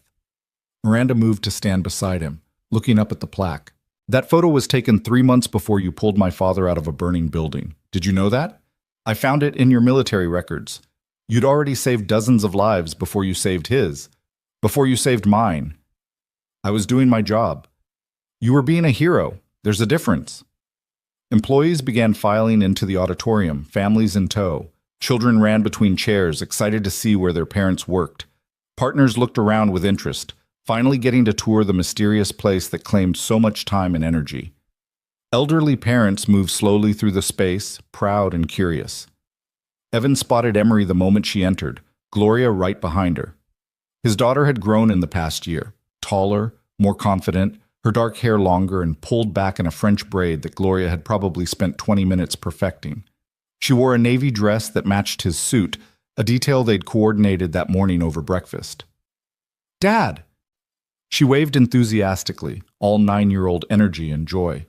Evan smiled and waved back, his heart doing that thing it always did when he saw her, expanding with love and gratitude that she was his, that he got to be her father, that they'd both survived their various losses and were still standing. Gloria gave him a thumbs up and mouthed, "You've got this," before steering Emery towards seats in the front row. More people arrived. Michael Torres with his husband and their twin toddlers. Janice Hammond with her teenage daughter who wanted to study business. Robert Chen with his wife, the woman who'd been his partner for 47 years. Susan Chen with her elderly father who'd immigrated from Taiwan in the 1970s and built a life around hard work and sacrifice. And in the back, trying to remain inconspicuous, David Hutchins sat alone. Evan caught his eye and gestured him forward. David hesitated, then slowly made his way to an aisle seat 3 rows from the front. They talked about this, about David's fear of being recognized, of people remembering him as the man who brought a gun to work instead of the man who was rebuilding his life. But Evan had insisted he be here, be visible, be part of this community that was learning how to hold broken things gently until they healed. When the auditorium was full, nearly 500 people, a beautiful chaos of generations and backgrounds and stories, Miranda took the small stage at the front. The room quieted. "Thank you all for coming," she began, her voice carrying clearly without needing amplification. "A year ago, something terrible happened in this building.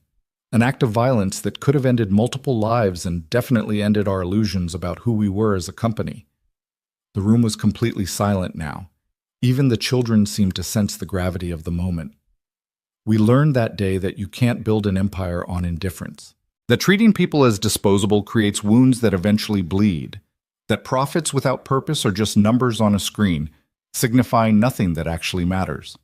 Miranda paused, her eyes finding Evan's. "But we also learned what real heroism looks like. Not in movies or stories, but in real life. In a moment of crisis, when someone has to choose between safety and sacrifice." She gestured to Evan, inviting him to join her on stage. He hadn't prepared remarks, hadn't wanted to. But standing there, looking out at all those faces, employees he'd helped, families he'd supported, lives he'd touched in ways big and small, he found words coming anyway. "I'm not comfortable being called a hero," he said. "I did what my training taught me to do. I saw someone in danger, and I moved. That's it. That's all it was. But here's what I've learned this year," he continued. "Heroism isn't just about dramatic moments. It's about showing up every day and choosing to see people, really see them. The janitor mopping your floor, the security guard at the entrance, the single parent juggling 3 jobs, the veteran struggling with PTSD, the employee who's hanging on by a thread and just needs someone to notice." He looked at David, who was staring at his hands, tears streaming silently down his face. "We're all capable of both breaking and healing, of both causing harm and creating beauty. And the choice we make to see people as disposable or as infinitely valuable, that choice creates the world we live in. Every single day, with every single interaction, we're building either a culture of indifference or a culture of care." Emery was watching him with those serious eyes, and Evan spoke directly to her now.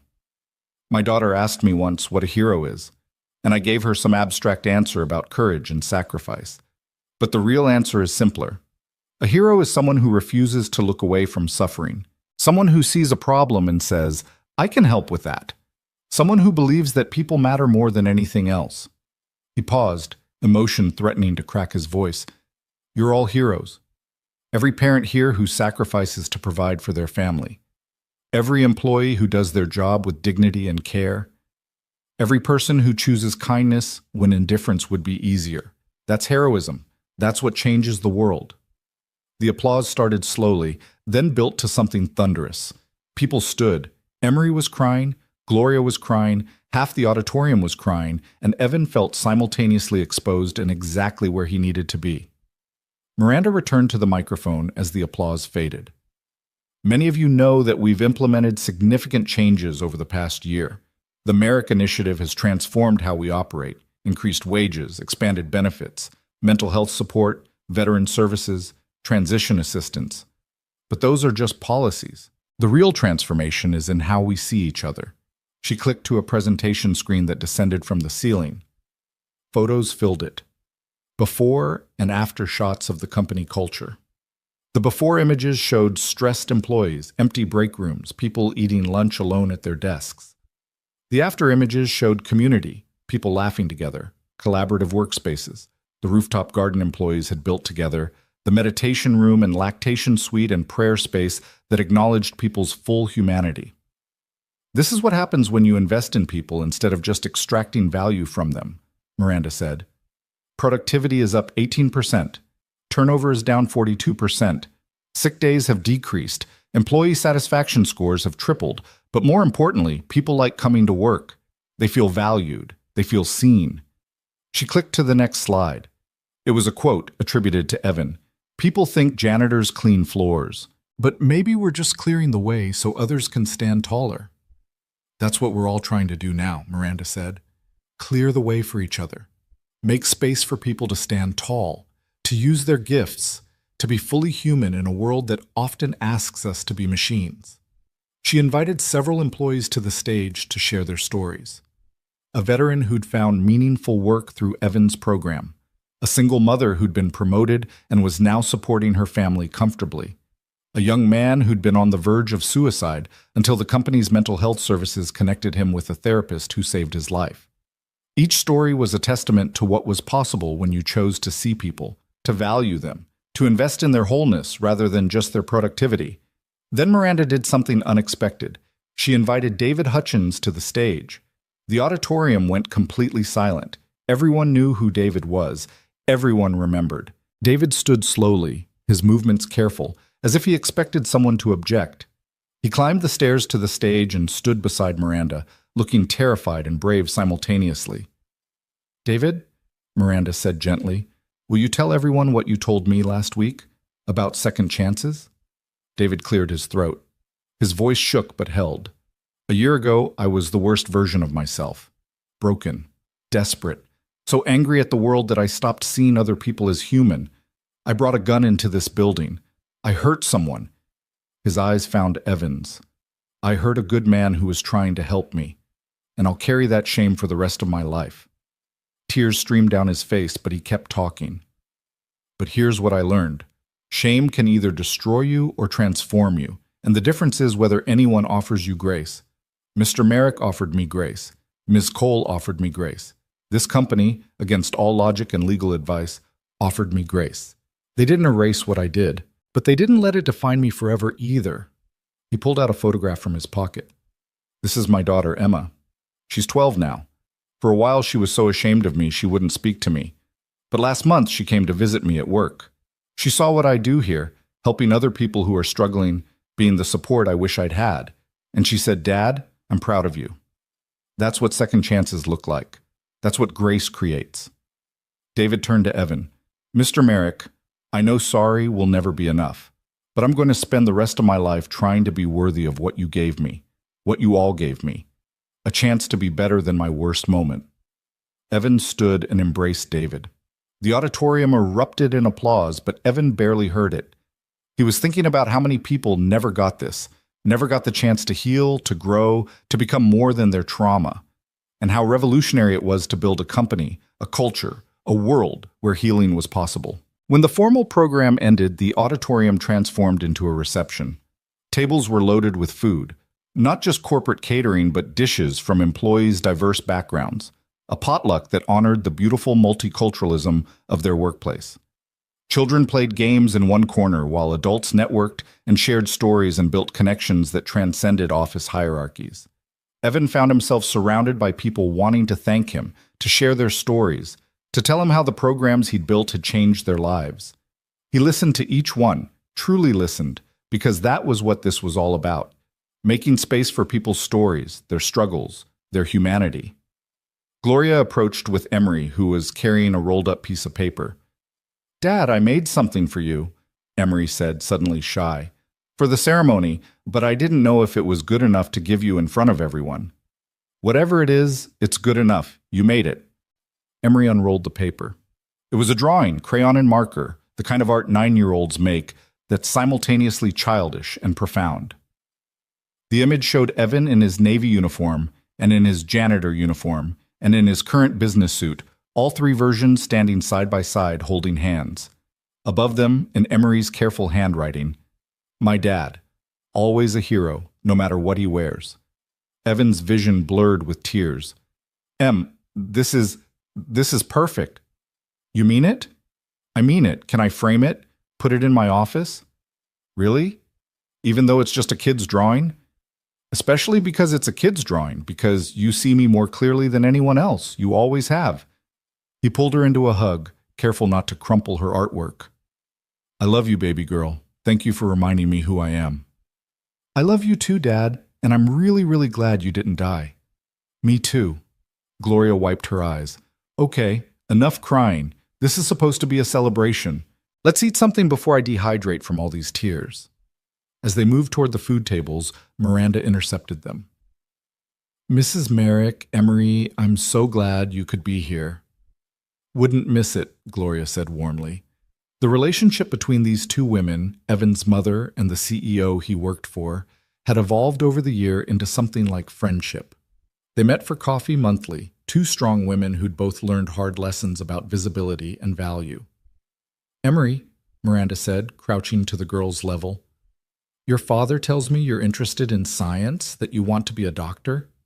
Emery nodded enthusiastically. "A trauma surgeon, like the one who saved my dad." Dr. Okonkwo would be honored to hear that. "I actually invited her today. She's around here somewhere. Would you like to meet her? Ask her about being a surgeon?" Emery's eyes went huge. "Really? Really? Come on, I'll introduce you." Miranda led Emery away, and Gloria turned to Evan with a knowing smile. "That woman is determined to give your daughter every opportunity in the world. She's determined to give everyone opportunities. That's kind of her thing now. It's a good thing. A really good thing." Gloria squeezed his arm. "I'm proud of you, baby, for saying yes to this job, for being brave enough to be visible again, for teaching that little girl that hiding who you are doesn't keep you safe. It just keeps you small. I learned that from you, Mom. You never let me hide, even when I wanted to. That's what mothers do. We see our children's potential even when they can't see it themselves, and we're annoying about it until they figure it out. Evan laughed, feeling lighter than he had in years. The weight he'd been carrying, grief over Sarah, guilt over surviving, fear about being seen, hadn't disappeared, but it had shifted into something more manageable, something he could carry without it crushing him. Across the room, he saw Michael Torres introducing his husband to some colleagues, both men beaming with pride. Saw Janice Hammond's daughter asking animated questions about business strategy, already dreaming of her own career. Saw Robert Chen showing his wife the photograph of Evan that hung on the wall, explaining how this young veteran had saved his life twice without knowing who he was. Saw employees from every department, every level, every background, mixing and laughing and building community. This was what was possible when you chose to see people, when you valued humanity over profit, when you believed that everyone, from the CEO to the janitor, mattered equally and deserved dignity. As the afternoon stretched toward evening, Miranda called everyone back together for one final announcement. "Before you all head home," she said from the stage, "I want to share something. This year, Halden Financial Corporation achieved record profits. We're up 23%, our highest growth in a decade." Applause filled the room, but Miranda held up her hand. "But here's what I'm most proud of. We achieved those profits while also achieving record employee satisfaction, record retention, and record community investment. We proved that you don't have to choose between profitability and humanity. That treating people well isn't just the right thing to do, it's also good business." She paused, her eyes finding Evan's. "A year ago, a janitor I'd never bothered to see threw himself in front of a bullet for me. And in doing so, he showed me everything that was broken about how I'd built this company, about how I'd lived my life. He gave me a second chance to be better, to do better, to build something that actually matters." Miranda's voice thickened with emotion. "So I'm announcing today that we're establishing the Merrick Foundation for Workplace Dignity. It's a separate nonprofit, funded with $50 million from company profits, dedicated to helping other corporations transform their cultures. To teaching what we learned, that people aren't resources to be exploited, but humans to be valued. And Evan Merrick will serve as executive director." The room exploded with applause and surprised shouts. Evan stared at Miranda, completely blindsided. She smiled at his shock.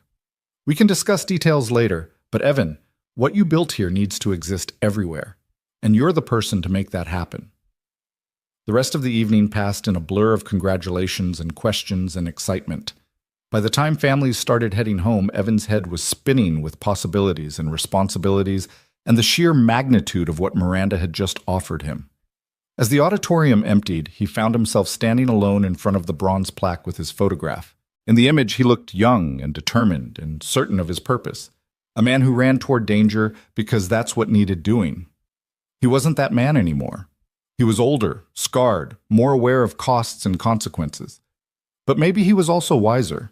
Maybe he'd learned that running toward danger wasn't just about bullets and bombs. It was about running toward truth, toward authenticity, toward building a world where everyone got to be fully seen and valued. "Dad?" He turned to find Emery approaching, Gloria having given them this moment alone. "Yeah, baby. Was today what you wanted? When you took this job, is this what you imagined?" Evan thought about it. A year ago, lying in a hospital bed, he'd imagined stability and salary and the ability to provide for his daughter. He'd imagined using his skills to help people, to make small differences in individual lives.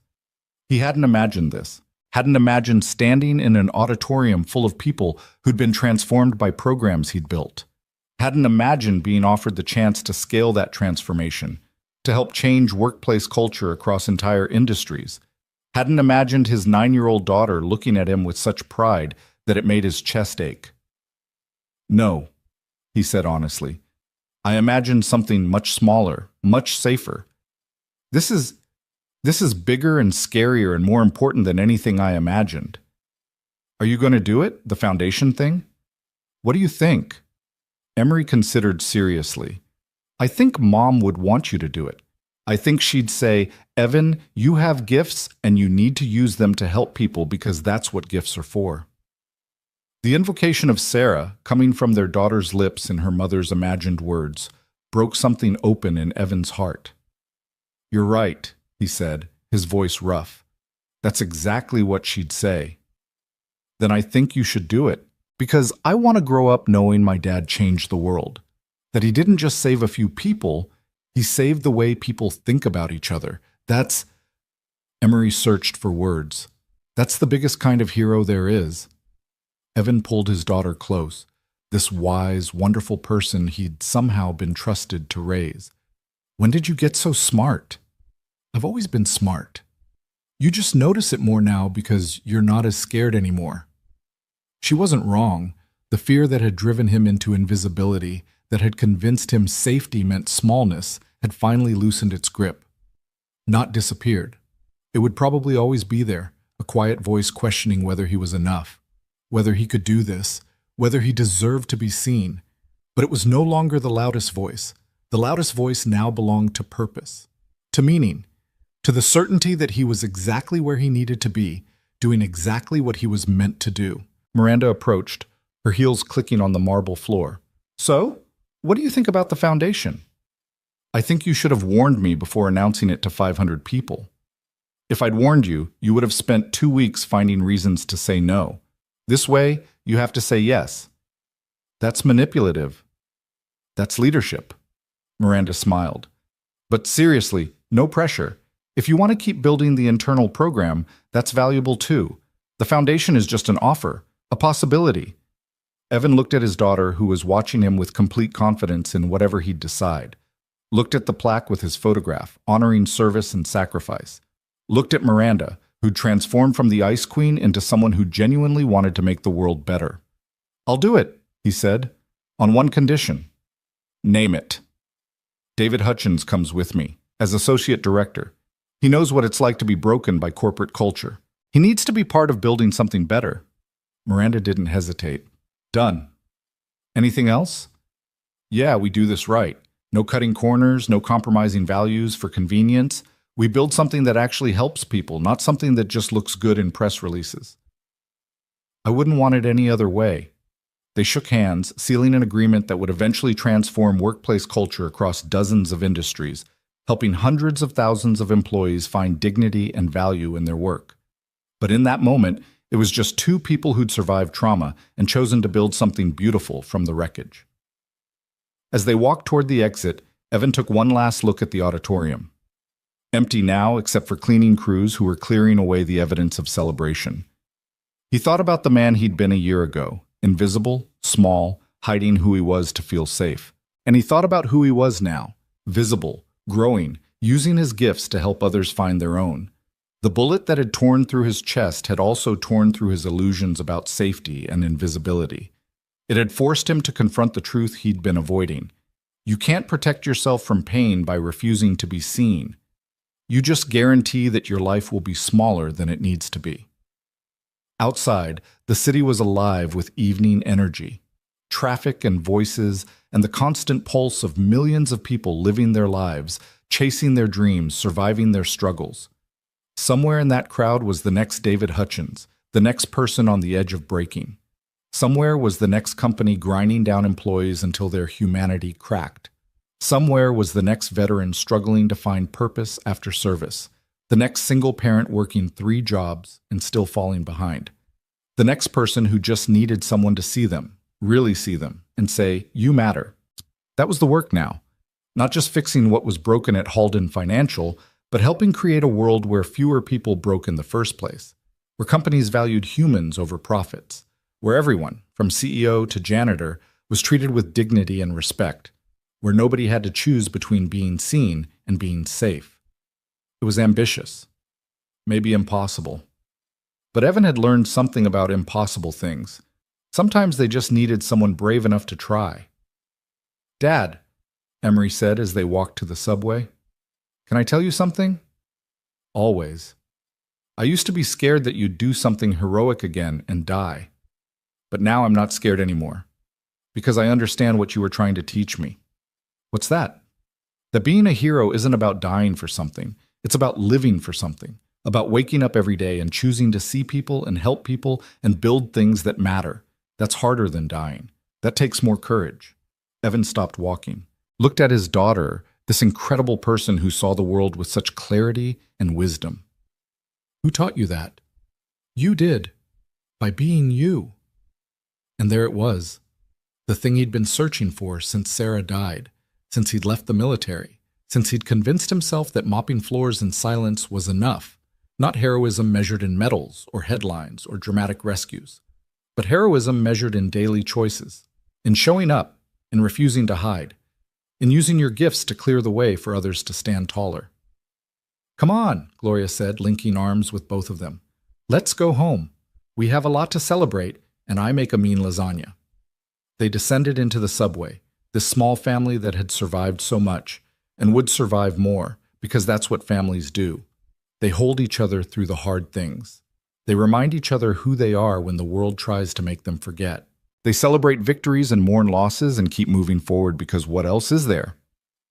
On the train home, Evan sat between his daughter and his mother, feeling their warmth and presence, and thought about the year ahead, the foundation to build, the programs to develop, the lives to touch, the culture to change.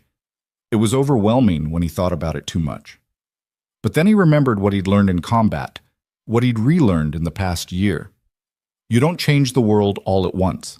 You change it one person at a time, one conversation, one policy, one act of seeing someone who thought they were invisible. You change it by refusing to look away from suffering. You change it by believing people matter more than anything else. You change it by being brave enough to be seen. His phone buzzed, a text from Miranda.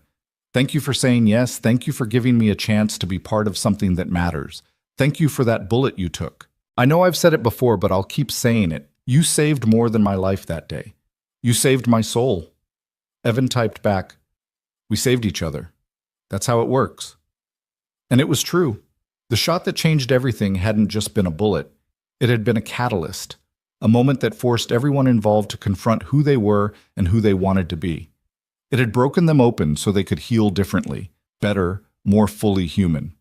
The train rattled through the tunnel, carrying them home through darkness toward light, and Evan closed his eyes and let himself feel it all. The pain of the past, the possibility of the future, the overwhelming gift of the present moment where he was alive and seen and surrounded by people he loved. He thought about the bronze plaque in the Halden Financial Lobby, about the words etched above his photograph, in honor of those who serve without being seen. But he wasn't invisible anymore. None of them were. They'd all been seen, finally and fully, and in that seeing they'd been transformed. That was the real miracle, not the survival, the transformation. And the story wasn't over. It was just beginning.